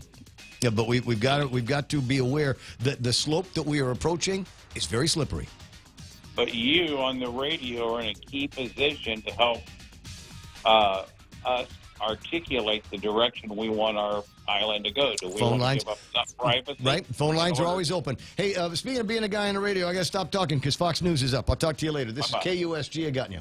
Rappaport, Fox News. President Trump says he has no plans at this time to order a nationwide quarantine because of the coronavirus. Well, there are some places in our nation that are not very affected at all. But we may look at certain areas, certain hotspots, as they call them. But it's a different story on the state level. Fox's Gernal Scott has more live. Steve, in many states, the status of schools has consistently changed to close. Kentucky Governor Andy Beshears is also following a lead of closing restaurants and bars to in-person dining. We are going to have exceptions in there for drive-through, for delivery. New Jersey's Governor Phil Murphy has done both and taken an extra step by instituting a curfew of 8 p.m. for non-essential business. Beyond 8 o'clock, we'll probably give you a warning shot. But we probably won't give you 2. All of the governors say the actions are aimed at flattening the curve on the spread of the virus right now. Steve. Gernal, the virus taking its worst toll yet on Wall Street. The Dow lost almost 3,000 points, its worst point loss in history. The Nasdaq fell 12%, its worst day in history, and the S&P 500 also almost down 12%. Although Amazon announced it was running out of household staples, the tech giant plans to hire an additional 100,000 employees for its warehouse and delivery networks. Those departments will also see a $2 per hour pay increase through April. The Fox Business Network's Christina Partsenevelis at the New York Stock Exchange. The spread of the virus also wreaking havoc on the airline industry. Empty airplanes, airports, and travel restrictions push U.S. airlines to the brink. United Airlines cut 50% of its flight capacity. American Airlines cut 75% of its international flights, while Delta Airlines reduced its flight capacity by 40%. Fox's Brian Yennis. America is listening to Fox News. Hi, welcome to Chili's. We have lunch selection starting at $9. Choose from a variety of mouth-watering entrees like our old-timer with cheese, ranchero chicken tacos, or the half-rack baby back ribs. All lunch selections are served with a refreshing bottomless Coca-Cola beverage. Experience the bold flavors at a great price with Chili's lunch selection starting at $9. Available Monday through Friday from 11 a.m. to 3 p.m. Located in the Tumon Sands Plaza, 2nd floor. Chili's, savor the moment. GRMC's Neuroscience and Neurology Department treats a wide spectrum of disorders associated with the nervous system, spine, and brain. Some of the more common disorders include seizures, epilepsy, dementia, sleep disorders, migraine, and stroke, which is one of the leading causes of death on Guam. GRMC's neuroscience team is equipped with the latest technology and the finest neurological doctors. To make an appointment, contact GRMC Specialty Clinics at 645-5500. Another governor goes to bat for Joe Biden. Illinois Governor J.B. Pritzker announced he's supporting Biden, saying he's the right candidate to beat Donald Trump and lead us into a new era. Pritzker, who was holding off on endorsing a candidate, told the Chicago Sun-Times that he wanted to remind people of the importance of voting amid the coronavirus pandemic. In a statement, he said he trusts Biden to lead with his head and his heart, to do what's right and get things done for the American people. Fox's Rachel Sutherland in Washington. Ohio's governor wants to postpone tomorrow's primary elections because of the virus. A judge considering the request. Ohio is one of 4 states holding Democratic presidential primaries tomorrow, along with Florida, Illinois, and Arizona. Georgia and Louisiana have already postponed presidential primaries scheduled for later this month and next month. Fox's Jared Halpern on Capitol Hill. DNC rules require all states to hold their contests by June 9th. The Rocket Man pushes back the launch of his final tour. Elton John has rescheduled 19 dates on his Farewell Yellow Brick Road tour, 10 days before it was scheduled to begin. All dates on the North American leg of the final tour for the iconic singer between the dates of March 26th and May 2nd will be moved to 2021, with the tour now scheduled to pick up on May 22nd, 2021. Shows in Indiana, New York, New Jersey, Ohio, Hershey, Pennsylvania, and Michigan among the stops being rescheduled to the summer of 2021. You can check out his website for more details. Fox's Michelle Polino. With some states shutting down movie theaters to keep the coronavirus from spreading, Hollywood is trying a new approach to keep movie buffs entertained. Universal Pictures saying it will make current and upcoming films available on demand for rental as early as Friday. Universal is the first major studio to bring movies directly to home viewing in light of the virus. I'm Steve Rappaport, and this is Fox News.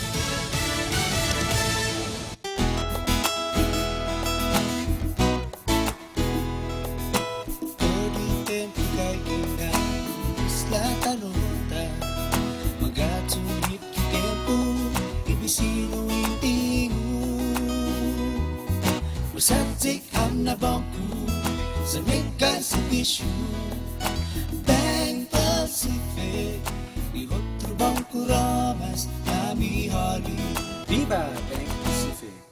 Hafaday, this is Jesse Cruz from Security Title. And in celebration of Chamorro Month, here's a tip on dealing with your land. You might be thinking of putting your child on the title to your property, but keep in mind, if your child is a minor under the age of 18, you will need a court order allowing you to mortgage or sell your property. Protehi itanomo. Protect your land. When it comes to your family land, call the professionals at Security Title. We are here to help. Brains, beauty, and a lot of power. What more could you want? The new Samsung Galaxy S20 is the phone that will change everything. With revolutionary technology, the S20 will unveil a whole new world for mobile photography by introducing a 108 megapixel camera and an amazing 100 times zoom that lets you find shots that never existed. Come into GTA today and experience a whole new galaxy. GTA, we start with you. You have to open my microphone if you want me to do the live commercial. This is the way Real Joe produces my show here. Is normally the expectation is when I push my microphone button, I am able to talk on the radio. But Real Joe doesn't like it when I do that because then I end up talking over the commercials that are already playing. So here's the part of the program where we actually pay some bills here. Portions of the Ray Gibson Show brought to you by the team over at Orkin who have never met a bug they couldn't kill. Challenge them. Take pictures of it. Say, I don't know what this varmint is. Send it to them and they'll tell you how they're going to kill it. Visit them at Orkin.com or call 646-7546. Local pest control expertise and global coverage, which I suppose means that they ought to be able to kill bugs anywhere on the planet. We've also got portions of the program brought to you by the team over at Chili's. Now, as you might have surmised in listening to this broadcast over the years, I enjoy talking about food. I enjoy eating food. But I enjoy talking about food as well, especially when you've got such a great selection like they've got over at Chili's. Second floor, Two Sands Plaza, spicy shrimp tacos. And we are spicy-loving people here.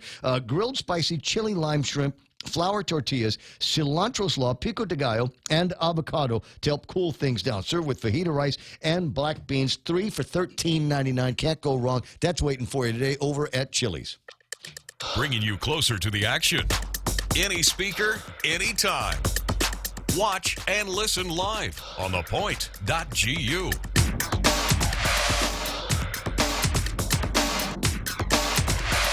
8 after 9 o'clock in the morning. Boy, what a morning it has been. Talked to a lot of people about lots of different things. Kathy Calvo talking about what they're doing over at the Paylesses. And now they've changed some of the hours to make sure that their staff has time to get everything cleaned up, restock the shelves. And at these 3 locations, Mighty, that's mine, that's my store, Day-to-Do and Sumai, those locations will open an hour earlier for Manumco-only shopping. And they're looking at a specific group of people in a certain age range. I want to say 65 because those people are targets, unfortunately, for the coronavirus. We found that many people in that age group, certainly the ones that are suffering from other morbidities, are easy targets for coronavirus. So they want to make it so that these guys can safely get out there, take care of the needs that they have, and then jam back to the house. And then the rest of the place will open at 6 o'clock for everybody else. 8 after 9 o'clock in the morning. And so we've got that. Also spent some time with my buddy Charlie Hermosa. Bob Kelly has been on the radio this morning talking about some stuff. And there's a few other people that we might line up. Now, this one came to me in the form of an email yesterday. Anne-Marie Pelobello sent me an email from Osh. How's Solutions. that? Osh Solutions. Osh Solutions. Now, I'm looking at what is Osh Solutions? I know what OSHA is, but I don't know what an Osh. Mike Mutialco's in the studio with me. How you doing? You're good? Good. All right, you don't have coronavirus? No. But you do have 2 grandkids with you. Yes. Yeah, so are you the caregiver today? Because they're not going to school, right? Right. Everybody got to go hang out with Gramps? That's right. Oh, yeah. Well, it's okay. It's fun to be. You know what? They're going to have a good time because it's fun to hang out at a radio station. Go point out, straight up Jed over there and Daryl Lizam over on the boss side. But anyway, so you guys over at Osh Solutions have got a thing coming up, talking to people about respiratory.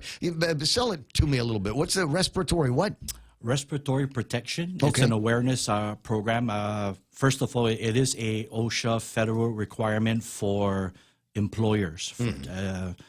And basically, we want to extend it in light of what we're seeing in terms of respirators being misused, maybe the wrong, the respirator not being purchased, the wrong respirator. Yeah, for whatever it is that you're trying to do. You're trying to protect against. Now, yes. if I'm a business, I'm in a painting business, and I got guys that their job is to go out and scrape buildings and do all of this stuff and basically move materials off of a surface that might become airborne. There are requirements on what kind of respirators and masks that they need to be using for those specific jobs, right? Yes, and as a consultant and trainer for Osh Solutions Guam, we do offer the educational and the fit testing requirements for respirators. It's just not any respirator for any one job. Yeah. You know, you got to consider not only, like, for example, this coronavirus, but if you're at the workplace, you got to deal with, if you have to deal with asbestos, lead, gases and all that, you have to take that all into consideration, and selecting the appropriate respirator for the job is just as important as buying it, because as I see out in the public, and that's what Osh Solutions wants to do, is extend our services to educate the community that you can buy a respirator to protect yourself. There's no harm in doing that. So when you say respirator, let's define that, though, because, I mean, respirator can mean an oxygen tank at the house or something like that. Well, there are different levels. You got air purifying respirator and supplied air respirator. Yeah. I just want a paper mask. Sure. Well, a paper mask will not provide you a level of protection that a 3M N95 respirator would provide. N95's left N95. town 4 weeks ago. Yeah. The first time people started talking about the coronavirus, everybody went to Home Depot and bought a case of them. Yeah, I mean, you can, but there's procedures to it. You have, first of all, you have to be fit tested. Okay, and before you get fit tested, you have to have a medical clearance from your physician, respiratory medical clearance. Really? So, yes. All right. Well, there's something that will be going on in about an hour from now. I got this note from ISA over at the Department of Education, and they're going to have the GDOE nurses assisting DPHSS will be getting fitted for their masks this morning about 10:30 over at the place. So that's the same thing that you're talking about. Yes. So when these people go before their patients and things like that, the mask, whatever it is that they're using to provide for their protection and the protection of the patients, is as something that is as unique as their face? Yeah, well, the features of your face, that's why you need to be fit tested, because things like losing weight, 15 pounds or gaining 15 pounds will actually change the effects of the capabilities of the mask. I'd like to lose about 15 pounds now. I'm kind of hoping this new coronavirus pandemic diet will help me drop some weight. Otherwise, but I'm not sure, because I think everybody's eating junk food these days. But back to your thing here. So it's not a one-size-fits-all. You're going to go to the store, you're going to get something, and chances are if it doesn't fit properly, it's not bringing you the benefits and the protection that you think it is. Right. So even if you purchase a respirator, if it's the wrong respirator, for example, you're dealing with gas and you buy a particulate respirator, it ain't going to protect you from the gases. Yeah. See, so our awareness training provides that knowledge to the community as well as employers and employees. When is this outreach going to take place? You got a big class, not a big class that you're going to be doing. They're actually, folks, they're going to be limiting it to just a handful of people in keeping with the guidance provided by the CDC and the governor's office. Yes, well, this Friday we do have a awareness training workshop. It's right now it's $175 per person. If you are an employer or employee of the local or federal government, contractors, private businesses, and business engaged in the constant contact with the public. Yeah. And this is a temporary discounted price as to our original price. So we want to reach out to healthcare, to employers too, because you have a lot of employers whose employees are engaged in it's a cashier face-to-face, service, one-on-one. face-to-face. So we don't know it's hard to protect yourself against something you cannot see. Yeah. So that's where we come in as professionals and guide you to the correct, the appropriate respirator for the whatever the airborne contaminants that you are facing. What are your industry people saying about, for just the general lay public, as you pointed out, the N95, is that the tool of preference here for preventing the spread of the coronavirus? Well, first of all... Or other bugs that size? Well, first of all, the N95, you need fit testing for that. And the reason for that is because as opposed to a regular dust mask that you can purchase anywhere, it doesn't have the filter contents as a respirator has. So that's the difference. With the N95, air purifying respirators, you have like active charcoal, things that like it's layered so that it protects you from inhaling airborne contaminants that may be as small as 0.3 microns. But they look standard. They you know, it doesn't look like there's anything sci-fi gee whiz technology. As I'm looking at the you can Google it up and take a look at these masks. I mean, they look like a plain old white doctor's face mask. Yes, but each one has its own purpose. It has its own, it serves its own purpose and provides the protection. For example, fumes, as opposed to gases and vapors and particulate matters such as asbestos, lead. So all that is, there are different sizes, and once it enters into your respiratory system, that's where we become susceptible. Because it's there. We didn't have the right kind of filter that went into the N95 to be able to process this and keep it out. Air in, virus out is the way that you want to do this. So let's talk about the fit testing procedure, because I guarantee there's somebody listening right now got a box of N95s that somebody gave them for their birthday or happy anniversary. Love, here's a box of N95 to see us through the end of the world. So how do we make sure that it fits and it's making that seal? Yes, and you got to go through a lot of processes first. First of all, we got to give you the educational awareness of it. So that's why we're offering it. And not only are we offering it for employers and employees at $175 temporary price, but also for healthcare providers, EMTs, nurses, doctors, and law enforcement. And here's a tip. Here's an awareness tip. For compliance and safety officers, Federal OSHA has released an enforcement memorandum for temporary enforcement guidance of 29 CFR 1910-134, which is the standard for respiratory protection. But if you are a healthcare provider, like an EMT, a nurse, or a doctor, the Centers for Disease Control and Prevention recommends that not only do you follow your hierarchy of controls, like your engineering, administrative controls, but they include a control measure that healthcare providers use a higher end level of respirator. So instead of a N95, they're recommending that healthcare providers use N99 to N100. So there are different levels of protection. And because this coronavirus is still new, we need to ensure the highest level of protection for our healthcare providers and responders out there. All right. So it's going to be Friday morning. How do people sign up? Oh, just give us a call at 969-0734. Again, 969-0734, Osh Solutions Guam. Everybody knows Mike and everybody knows Anne Marie, but this is a great opportunity to learn more, because I think that's right. If you've got something that you are relying on to protect you in this uncertain time, and there are features that are built in to ensure a good seal, to ensure that it has been fit for your face, find out what that is, because otherwise you're just somebody else walking around with a piece of paper on your face. Yes.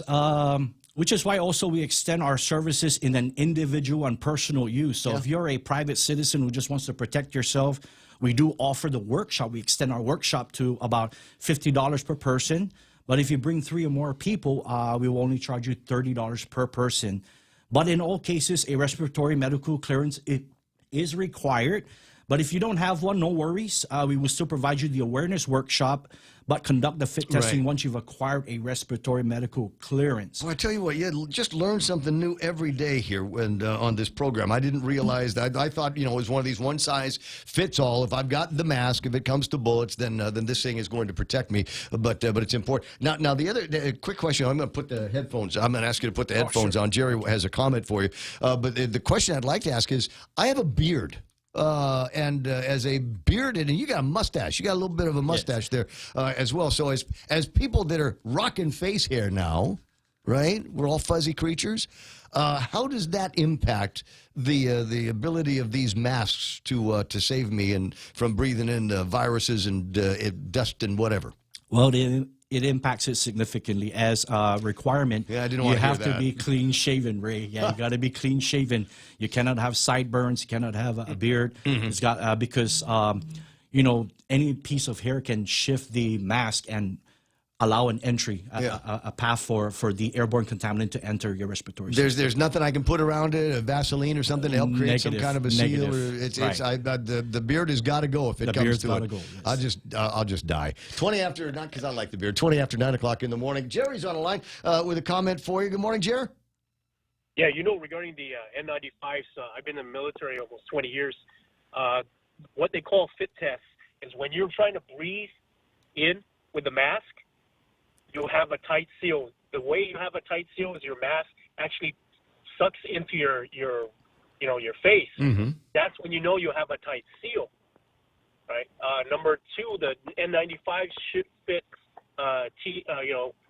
teenagers also. As far as children, that is so-so. That's why you always have to do. That's what they call fit test. Got to find out if you're able to. When you suck in air, that the only thing you're sucking in is when the mask is collapsing in on your face. That's how you'll know you'll have a good fit. Mm. Well, interesting stuff, though. Like I said, I'm learning something new every day. I figured it was just going to be go to the store and put something over your face if you're looking for that kind of protection. So that kind of signifies to me that all these people running around with these paper masks over their face really isn't doing anything any more than preventing their fingers from touching their face. Exactly. It doesn't do squats. Well, how about that? So if everybody's sitting around and you got plenty, I'm sure it's better than nothing, but better than nothing in this case is it ain't going to do squat other than protecting you from touching your face and your nose. That's about it. Wow. Now all right. There you go. Jerry, I appreciate that. Thanks very much for the commentary. And Mike and the guys over at OSH will be having a get-together, OSH Solutions, and OSHA, certified OSHA trainers, right? Yes, we are OSHA certified. We are OSHA authorized trainers, and we are certified 3M respiratory fit testers. So, yes. All right. So now, do you have any in stock is going to be the question. People are going to be asking, does OSH Solutions have anything I might be able to take the fit test and then walk out with a box now that I know how to do it? We do for training purposes, for the workshop purposes, but we offer it a limited time and while supplies last. Okay, so if I wear one of these respirators all day long, does that mean that I cannot wear it again tomorrow? How many times can I reuse, reduce, and recycle this thing? Well, these are N95, N99s, N100s. Those are not reusable. Oh, okay. You got to dispose of it, and there is a life expectancy that, like I said, it depends on your work atmosphere. If you're having hard time breathing, then you got to remove the mask and exchange another one. If it's dirty, if it's soiled, you got to take it out because it impedes the effectiveness of the filter layers. Is there enough of them in town? Do you suppose? Well, they're running out quickly. I mean, we're trying to scrounge around too as well to find these respirators because right now we're filling up our seats this Friday. Yeah. We do have 3 slots open for Friday, and then Monday too as well. We have 12 slots open for that. So we're gonna give us a call again at 969-0734. We'll be glad to accommodate your requests. But going back to the respirator, it's. The gentleman, Jerry, he just said, what he's talking about is a positive and negative seal check. But it's not just, when you suck it in and, it makes a seal. Wraps around your, it's an indication of a good seal. But what we use OSHA-approved test gases. Oh. Right. So I put you in this hood so you can look like a Martian, and I spray gas in there.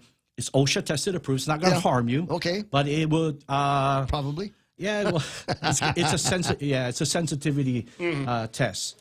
So we administer 2 tests to determine whether it's a good seal or not. So if you can smell it, then obviously that means that it's not a good seal. If you can taste it. Oh, you can taste it. Yeah. There's Smell odor is one thing, but a lot of gases and vapors you can't smell it. They're odorless. Right, but but if it shows up on your tongue, then we've definitely got a seal problem. But that's okay because I've told it it tastes like corned beef and rice. 924, Mike. I appreciate you coming in and talking about this. I know that there'll be other opportunities once we get past the coronavirus to talk about all kinds of other stuff that are related to OSHA and you know the OSHA fairly busy around this town, and I'm sure that must be fun for you to drive around on a Saturday or Sunday and see all these guys working construction sites and looking at some going, okay, this guy knows what the procedure is, he knows what the rules are, and then looking at somebody going, violation, violation, violation. I see a violation over there, violation over there. How much fun is it to tally all that up on the weekends? It ain't fun. Yeah. It's not a popular job either. Yeah. If you're looking for personalities to be liked in there, that's the wrong position. Right, yeah, because you're going to have to harp on everybody. OSHA's got very, very severe and complicated rules that you've got to follow, but that's why we have training. And it doesn't sound like the training is going to be crazy expensive. OSH Solutions is the name of the company, and the phone number again? That will be 969-0734. We have Marie, Carmen, and Drina on standby to receive your calls. Terrific. And also Anne-Marie Pelobello, who's the, OSH Solutions Guam is a locally woman-owned business. Yeah. Okay, that's the part. So what he was doing right there, that's a little bit of a flex, as teenagers call it. It's a flex for those of you that are looking to partner with an organization that needs to be local, hub zone, and women-owned and managed. That's what these guys are up to, and that's why we make that statement there. 9:26 in the morning. I'm going to let you go because I think the kids want to do some TikTok. I was watching the girls out there, and they're doing TikTok moves, TikTok motions, yeah. And so I think they're going to want to get around to doing some of that before the day is over. Yeah, well, thank you, Ray, for having OSH Solutions Guam here. As and also it's a privilege also to finally meet the real Joe Cruz. That's the guy. There he is in real life. I always hear him in the tall tales. So yeah. Oh, it's a big fans of the show. Well, I'll tell you what. Maybe we'll see if we can get some blurbs running with Bob Klitsky a little bit later on. 9:26, 9:27 in the morning. I'll be right back on the other side of these. Mezcla Chamorro Fusion Bistro in the Grand Plaza Hotel in Tumon is stirring up some of your favorite drinks all night long. Come down on Wednesday and Friday nights from 5:30 to 10 p.m. Indulge in some of your favorite local cuisine and pair it with your favorite drink. From our ice-cold beers, our finest selection of wines and liquors, to our top-notch cocktail specials, your friends at Mezcla Bistro Tumon are ready to serve you. Why limit happy to only an hour? The Mezcla family reminds everyone to drink responsibly. See you on Wednesday and Friday night. Family Finance has been serving the people of Guam since 1959, and they'll continue to be there for you in the years to come. Whether you're looking to get a personal loan for that summer vacation or paying off those long overdue bills, Family Finance has got you covered. Apply for a personal loan from $1,000 up to $3,600 by calling Family Finance in Agutya at 475-4545, Upper Tumon at 647-5626, or in Dededo 633-4473. Family Finance, serving the people of Guam since 1959. What time is it? 9:27 in the morning. I think it is. Portions of the program brought to you by APL Global Presence and a local home. And the guys over at Wendy's, they got a great breakfast, but they've got a great lunch over there as well. I don't know how it is. I don't know how the clock works out so that I'm usually talking about this at that time where we need to be thinking about the North Pacific cod that they've. Now you're TikToking. Now you're doing the moves there. I like that. Way to go. So Mike Liguatnia, I said Limtiaco, sorry, a couple of times, but it was Mike Liguatnia. You remember his dad, the brush your teeth with Pepsodent, do you wonder where the Really? went? That's his dad. That's his Legendary. Old man. Yes. Anyway, so the kids, and I don't know if you could see it in the background shots, but the kids out there, grandkids, doing some TikTok-y things that were going on. Anyway, so now that they've been good at the radio station, Miguet's going to take them over to Wendy's and have that North Pacific cod fillet. It starts with a fillet of North Pacific cod fish. They cut it up just right. They fry it up just right in Japanese panko breadcrumbs. And Japanese panko breadcrumbs, they add a kind of texture. It almost bites you back a little bit when you get these panko breadcrumbs. Then they put tartar sauce on it, but it's not a tartar sauce that's going to wet down the panko breadcrumbs. They work very, very well together. And then there's pickles. And you see an ad for this North Pacific cod fillet sandwich. They don't lie. They put pickles on these sandwiches the same way they use Applewood smoked bacon. They could go with something cheaper, but it's Wendy's, and they know you're counting on them for great flavor. So check that out. It's a North Pacific cod fillet at Wendy's. Get it today.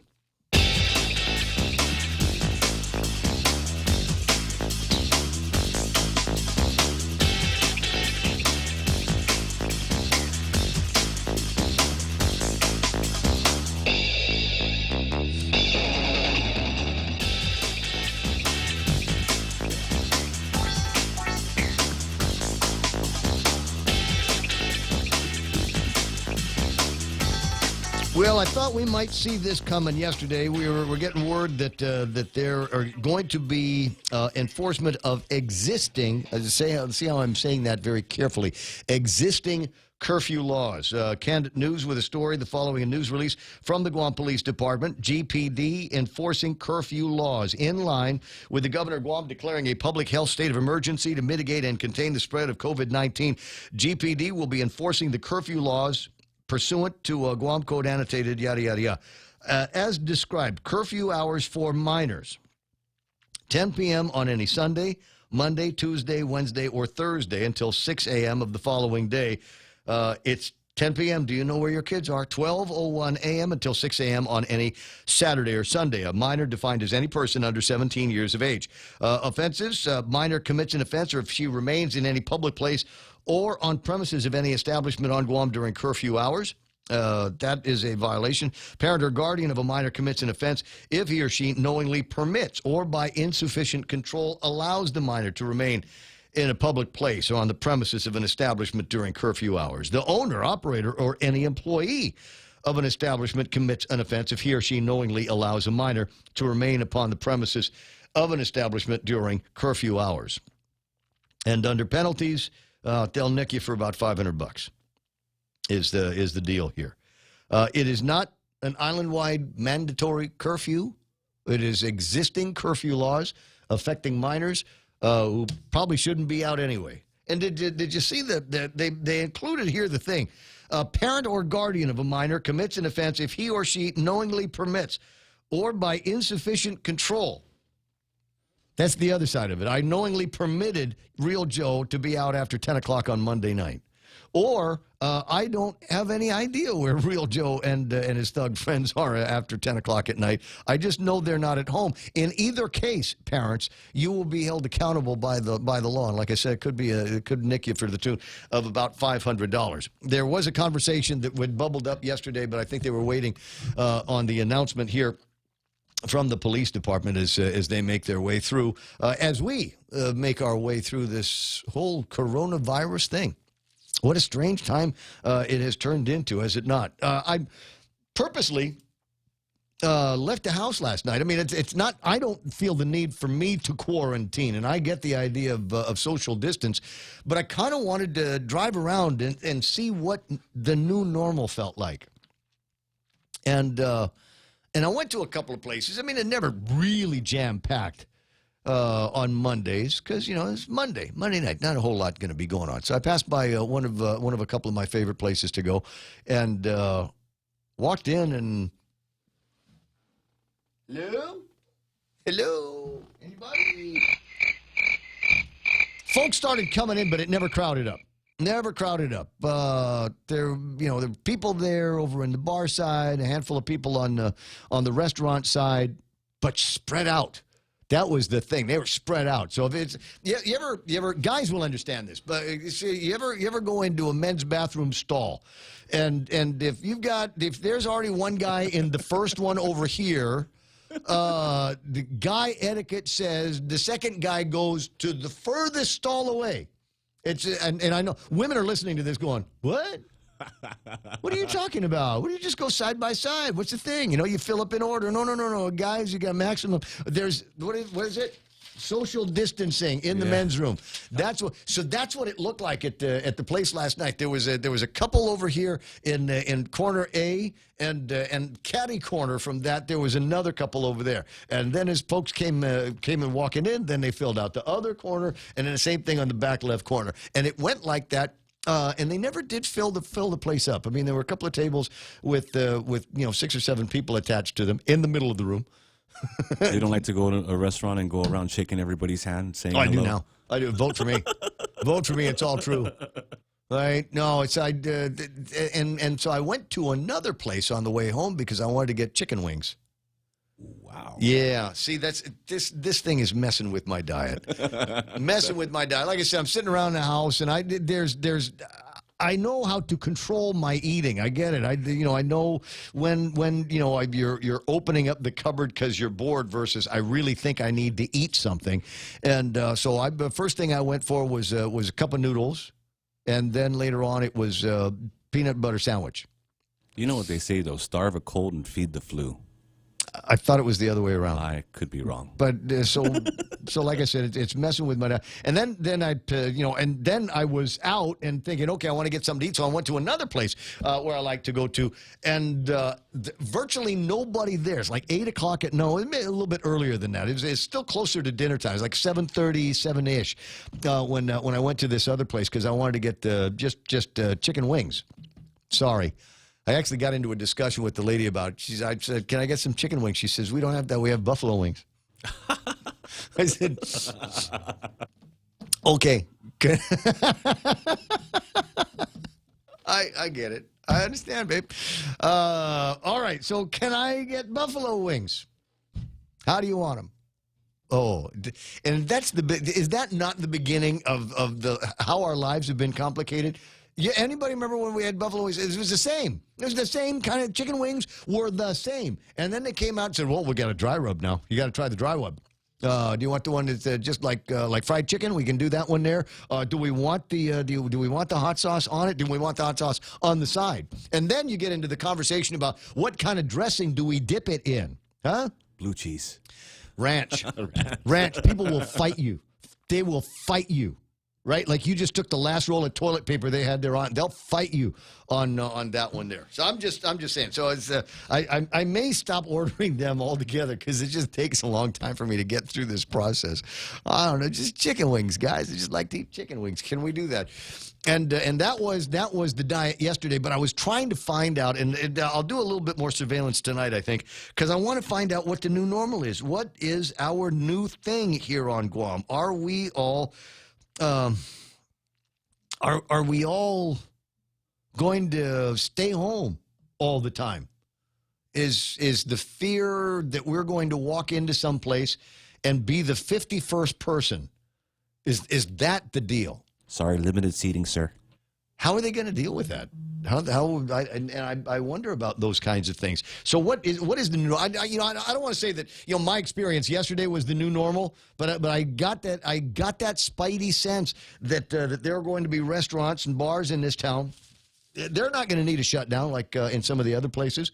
I think that will just happen. I think as people freak out about this coronavirus and more moms and dads say, no, you're not going out. Dad, I'm 25. Yeah. You're not going out. Yeah, my boy's in Colorado, and he wanted to go traveling to Vegas and all these other places. I go, it's not really a good idea. The airfare is only $30, Dad. I go, I don't care. I hear that. Stay home. Did Reverend Tax, Chris is asking, ever give guidance on how to file or pay GRTs during the shutdown? They are encouraging, Chris, as many people as possible to do everything online. I know that there's a couple of businesses that have reporting requirements that came up the other day, but they're going to ask you to do as much as possible online because they don't want you going to their place and getting sick. They don't want you going to their place and infecting the people that are going to be there. Dave says, interesting, Hollywood just announced they're going to release movies online this Friday before theaters or same time as theaters. It was on the news update. Thanks for reminding me. That's right. That is right. And I'm going, this is the beginning of another paradigm that's going to fall. This could be it, guys. The theater business has been, I want to say, feeling like it's been artificially propped up all of these years. The model of going in there and basically paying a lot of money to go watch a movie, for which the theaters don't make a whole lot. Their cut is very, very small. So they make all of their money back on the concessions. And I'm sorry, ain't no hot dog good enough for I mean, that's expensive hot dogs. It's expensive candies. It's expensive popcorn. It's, price. So what if we remove the equation? There was a time where size counted when it came to screens, where you wanted to have a movie theater like the old Half-A-Day Theater, big, massive screen, 40 feet across, right? 40 feet high, whatever the numbers was. Oh, my God, Dolby Digital with a zillion number of speakers and crap like that. I remember the day we came home with, I don't know, it was a 60-inch TV.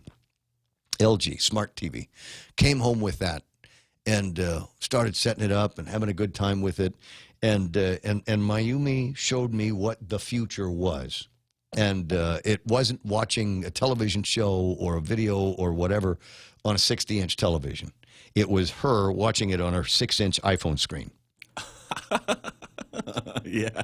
That's it.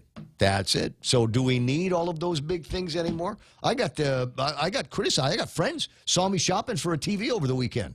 And I was standing in front of a bunch of them, and the guy goes, "This is a 32-inch TV." I said, "Yeah, that's all I need." You know, I don't have a big living room there. I don't have a big man cave that I want to load up a 75-inch TV. He said, "No, but they're on sale." I said, "It didn't matter. They're on sale. I don't have a wall big enough for a 75-inch TV. To feel like I'm sitting right up front of the screen in the movie theaters when those are the last seats available." Were they surrounding you, grunting? Smart TV, 75-inch, Bluetooth built in, Wi-Fi. You don't need to run the cable. You don't even need to run the Ethernet cable. It's got Wi-Fi in it. The new one, the 502.11. Got a remote control. Start the microwave and the popcorn. Sweet, serious technology. And then coronavirus came to Guam, and now I am kind of kicking myself that I didn't at least buy, something a little bit bigger. I could have, 32-inch. What's the next big size? Jack knows. Jack, what's the next big size after a 32-inch TV? Oh, Raymond, I wish I could help you. My plants watch more TV than I do. I know how it is. I can't tell you how many times I sit there and put the Netflixers on something, and either fall asleep or just get bored with it. And it's too bad. It's too bad because among my favorite shows, like World War II in color, that's one of my favorite shows. That can be on all the time, and you can zone in and out. And there's still Adolf Hitler, right? And you still got the Russians and the Americans shooting something up. Don't forget, Turner was one of the first people to colorize black and white. So you have a lot of those. But I like old black and white. I'm not. There's this thing on recently, a documentary about the British in World War I, and so. But anyways, I called up just to remind all my teachers' friends, introduce your kids now to the classics. Audius, Huxley, The Brave New World, George Orwell, 1984, all the dystopia, The Giver. I mean, there's a lot of things that you could do, and these are free. Except for The Giver, I don't think. But the others are free. You could get them PDF or iBooks or whatever book you have on your phone or whatever. And, to Bob Kelly, I just urge him to Joe Rogan did a podcast with Edward Snowden. And, he should watch that. It was about a year ago. And yeah, your phone can track you wherever it is. It doesn't matter where you have it on or off. Oh yeah. And we're still trying to get used to it here in Guam. I mean the people. I have to remind Docomo. Hey Docomo. Yeah, Pornhub is a website, not a location. So just to let you know. Anyway. Yeah. Yeah, somebody asked me about that, and I said, there's whatever it is that's going to keep you occupied and keep you from freaking out. And I'm told, is it Pornhub that is doing it for free? They're giving it away for free in Italy. Yeah, but I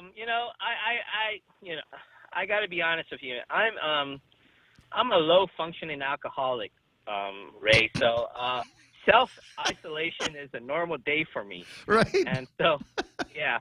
So it's not me, it's people like you always socializing that we got to worry about. Keep away from people like you. Look, I want you to know at no time was with one exception, at no time yesterday was I violating the social distancing. The girl came in, there wasn't any place else to sit. She had a hat. I figured that would protect me from whatever cooties she had. She was wearing a hat. I love KFC's morning breakfast because they have this chicken fried steak with gravy and rice at a very bottom price of $3.95. I hope they're advertisers with you. Oh, yes, they are. And and it's great. I'm sitting there by myself. It's great. The KFC by yourself. That's funny. But it's a great breakfast. And what can we say about these people, hoarding toilet paper? Lucky for me, I got a banana tree in the backyard, so I'm pretty much okay. You're set. You got something to go in one end and clean up the other. Yeah, I'm good at least for at least a month. I'm looking. See, now you got me thinking about what books I've got on my iPhone, and it's on the if it's on the phone, it's on the iPad and the computer under books. And I'm going to have to admit before God and everybody that as far as my library on this is concerned, I've got obviously paper books at the house, but the closest thing that I have to any kind of a classic is Neil Gaiman's book called American Gods. Are you familiar with it? No, it's not really. A lot of the classics I have is the classics that, I read while in college or high school, and it's, you just want to reread it to give a new perspective on. So I got things like St. Augustine's Confession. It's a religious thing, but he's one of my favorite saints because, what stuck with me is when he said, God made me chaste, but not now. I read that. Well, I will tell you what the other two books are that I'm currently going through, and it's taken me a long time, but that's all right. It's the only way to do these books from a guy named Robert Greene, I think is his name, and he's done a series of books about war and power, strategy, very involved, great storytelling that he does in this book. And the last book of his that I picked up is called The Seduction, and it is you might be thinking, okay, this is a way to get a date on a Friday night. It's that, but it's also how certain people have been able to use the version of media that existed, characters, and cults of personality to become household names going back.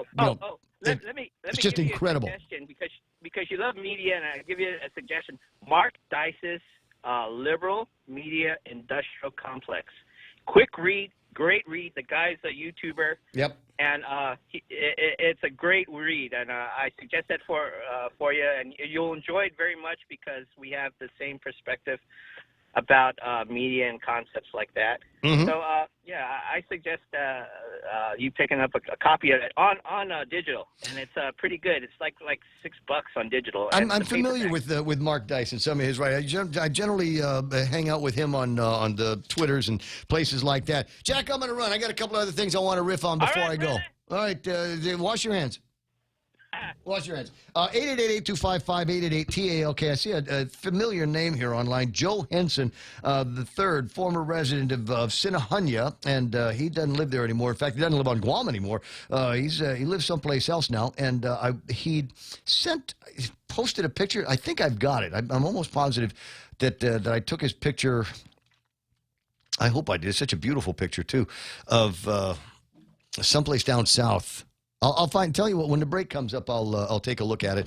Also, getting a couple of other things hitting the WhatsApp, but it's very small writing. I can't make it out. Send me big copies of it if you can on your own, on my own one. 888-825-5888-TALK. All right. Yep.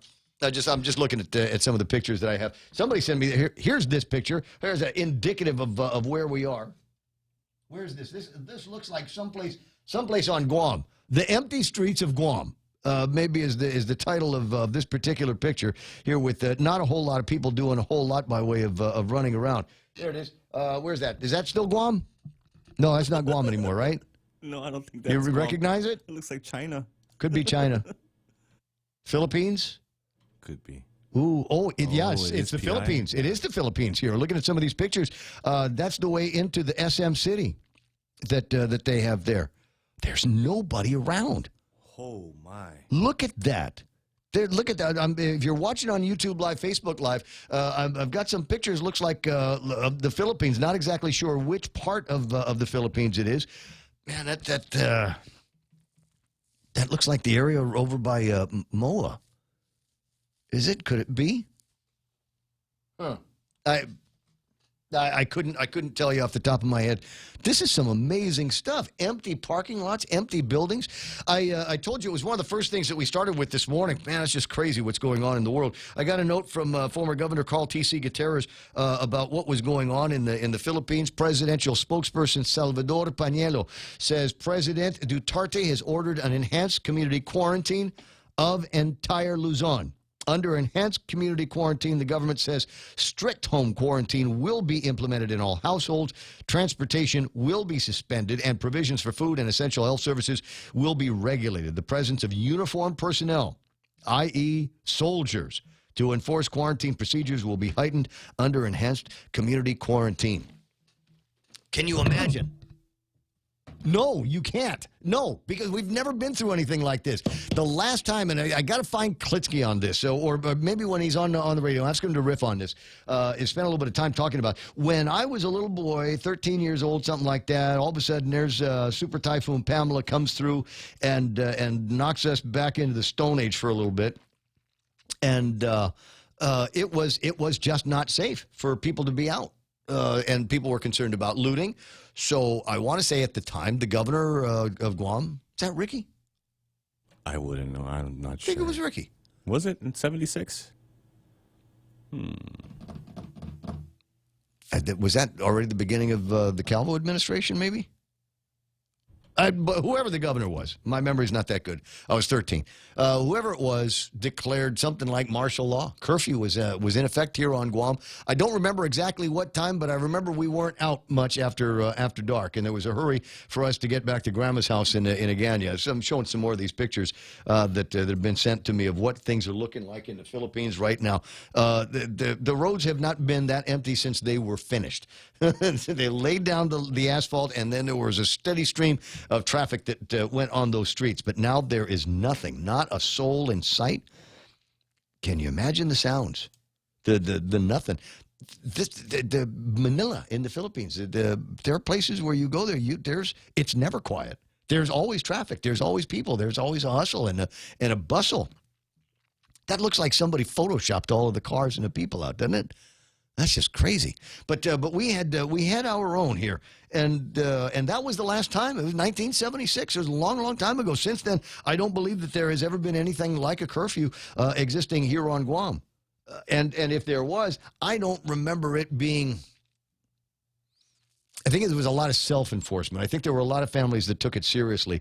But I do recall being out with Uncle Jim for a little bit one night, and it was after dark. And I remember he got pulled over by a cop, and the cop says, "Go home, Jimmy." And so we went to Grandma's house. It's not like it's not like there were warning shots fired and guys standing at the intersections with M16s and that kind of thing. But how about that? Ismail's asking, is Burgos open? Asking for a friend. Kat says it was, Uncle Ricky, from 75 to 1978. The curfew for minors has been implemented. Frankly, Sabine, that curfew has been in existence forever and ever and ever since I was a teenager. But what you're saying is they're just now implementing it. It should have been implemented forever. There's the kids need to be behind the locked doors at the house after 10 o'clock at night. JB says MOA is closed along with the Ayala malls. I think I'd read something on that a little bit. Looks like I Am Legend or Dawn of the Dead, or maybe James Howard is right and the aliens are coming and we're making room for us. Yeah, Gus says it looks like Manila. Chris Chip is online. Montecillo Tyron is there. Jess Limtiaco, new millionaires and billionaires will be created because they will solve these new problems that we face. Debbie, I love this line. Drive-in theaters. Drive-in movies. Wouldn't that be something to ponder? I don't know how long it would take to get the infrastructure together for something like that. But I'm from a generation where there were drive-in movies here on Guam. Around where Morocco is, there used to be a drive-in movie theater. I think I recall seeing The Birds playing there. And at the time, my mother and father, they had a station wagon, and they'd back into the spot, and they'd put some blankets down in the back of the car and have a cooler and some sandwiches and stuff and just go and watch movies. And the story is that Shelley and I couldn't keep our eyes open to finish the movie. And then the rest of everybody else would just kind of watch the show. Yeah, I don't know what it would take, but my buddy that's talking about this thing where they're actually going to be, as early as maybe Friday, so Saturday our time, we ought to be able to start watching on the internet movies that are actually in the theater right now. Now, he says there is an opportunity here to make a full premium theater. You know, with the seats that go all the way back and the concierge. I was killing time in Manila not that long ago, and wanted to watch a movie. and I wanted to watch it in one of their higher end theaters. And you're going, well, it's you got to pay extra if you want to sit in those seats. Yeah, it's 1,000 pesos. What? I don't even know what that is. I just know it's one of the smaller bills that I carry around when I'm there. It's 1,000 pesos. How much is that worth? I don't know. I don't know what it's. I couldn't tell you. It might be $200. It might be $5. It might be $2. I don't know. But just, when you're just zipping it through the credit card machine anyway. But you get in there, and there's, first of all, there's beer. Can we start there? Let me start with that here as I talk about why it's so great in the Philippines. And I don't understand why we don't do it here. But you go to the Philippines. Where's the place where Resorts World Manila, Maxim's. There's a theater in there, and it's got lay down chairs. So you go there, and right outside, I'm getting so excited. I feel like it's hard to breathe, like I've got coronavirus or something. So before you go in, you can go and get yourself a beer and Filipino hot dog. And chili dog, and just whatever it is that you want to eat, and then you go inside. And it's not like random seating, because you pick your chairs when you buy your tickets. So you know exactly where you're going to sit, and you know whether it's going to be crowded around you or not, or whatever. Not like you care, because you're in these lay-down chairs. You can't see the guy and his idiotic cell phone in front of you. So you get your beer, and you watch your movie. And if you're like me, within about, 10 minutes, the beer's gone. There's a button. There's a button you can press, and there's a kuya that will come and get you another beer, or water, or Fanta soft drink, or another hot dog, or what kind of. How many different kinds of popcorn can you get there? Yes, boss. They have all of it. Yes, pick a flavor. They've got all the different sizes and all the. And so I agree. You're right. If you're going to have to shell out money for a premium experience for a movie, then bring along the premium experiences, please, and thank you. There's one of the other malls. You can go and get about the same thing in the lobby of the theater, or you can go outside in the food court, and they'll bundle up whatever you want so that you can take it inside the theater with you. Cool. I know it's cool. You just go, why don't we do that here? Okay. Now we can't because this coronavirus, stupid virus, got everything slowed down. What is that? 9:57 and change. Do I finish up the program? I think now would be a good time to finish up the program after these. Live the balanced lifestyle. Take Care Insurance offers proven wellness and fitness programs to encourage individuals and families to live a healthy, balanced lifestyle through preventative care, being active, eating right, relaxing and unwinding, and being socially connected. They have the island's largest offering of free fitness classes and health education programs for all ages. Join the movement. Follow them on Facebook and Instagram, or visit takecareasia.com to learn more. Cocoa Coffee Company mugs are now here. Show pride for your island as you enjoy your delicious Circle K coffee. Each generously sized 16-ounce mug is etched with Guam-inspired images like Chief Gadao, Serena, Two Lovers, and many more. The Cocoa Coffee Company mug collection is available for a limited time only, so don't miss out. Get yours today and collect them all. Exclusively available at Circle K locations. A portion of the proceeds go toward the Cocoa Bird Recovery Program. Social distancing sa jeepney. Gamit ang mga kahon ng juice. What the guys, that's what you're looking at on Facebook Live. This is the interior of a jeepney, and the driver is Federico Tiozan Jr. Would you like to make a guess as to what his nickname might be? Freddie Fender? Boy. Boy. So he puts in the jeepney. This is how he's separating people. He's got juice boxes in the jeepney so that people aren't sitting right next to each other as they go and travel. Now it means that he's making less money because he can't pack as many people in as he'd like to into his jeepney. But I guess supposed to be everybody pulling on the same rope. After I did the interview this morning with with Kathy Calvo. She sent me a note. She says, hey, thanks very much for that. I appreciate it. And I said, I appreciate what you're doing there over at Payless for the Manumco and everybody else that, all your customers, even people that didn't normally shop over at Payless that now find themselves there. We are literally all in this together for better or for worse. So let's concentrate on making it better. You got positive stories. Here's your assignment. Go and find something good. As Jerry Roberts says, make something good happen. Go and find somebody making something good happen. Get a picture of it and get ready to send it to me tomorrow morning on the WhatsApp. 988-5874. Somebody's doing something. If you can't find something, then you do something nice. Right? I'm going to work on that myself. The radio station, KUSG, I got you, 93.3. This is The Point. New guidelines to steer clear. I'm Steve Rappaport, Fox News. President Trump recommending tighter measures to stop the spread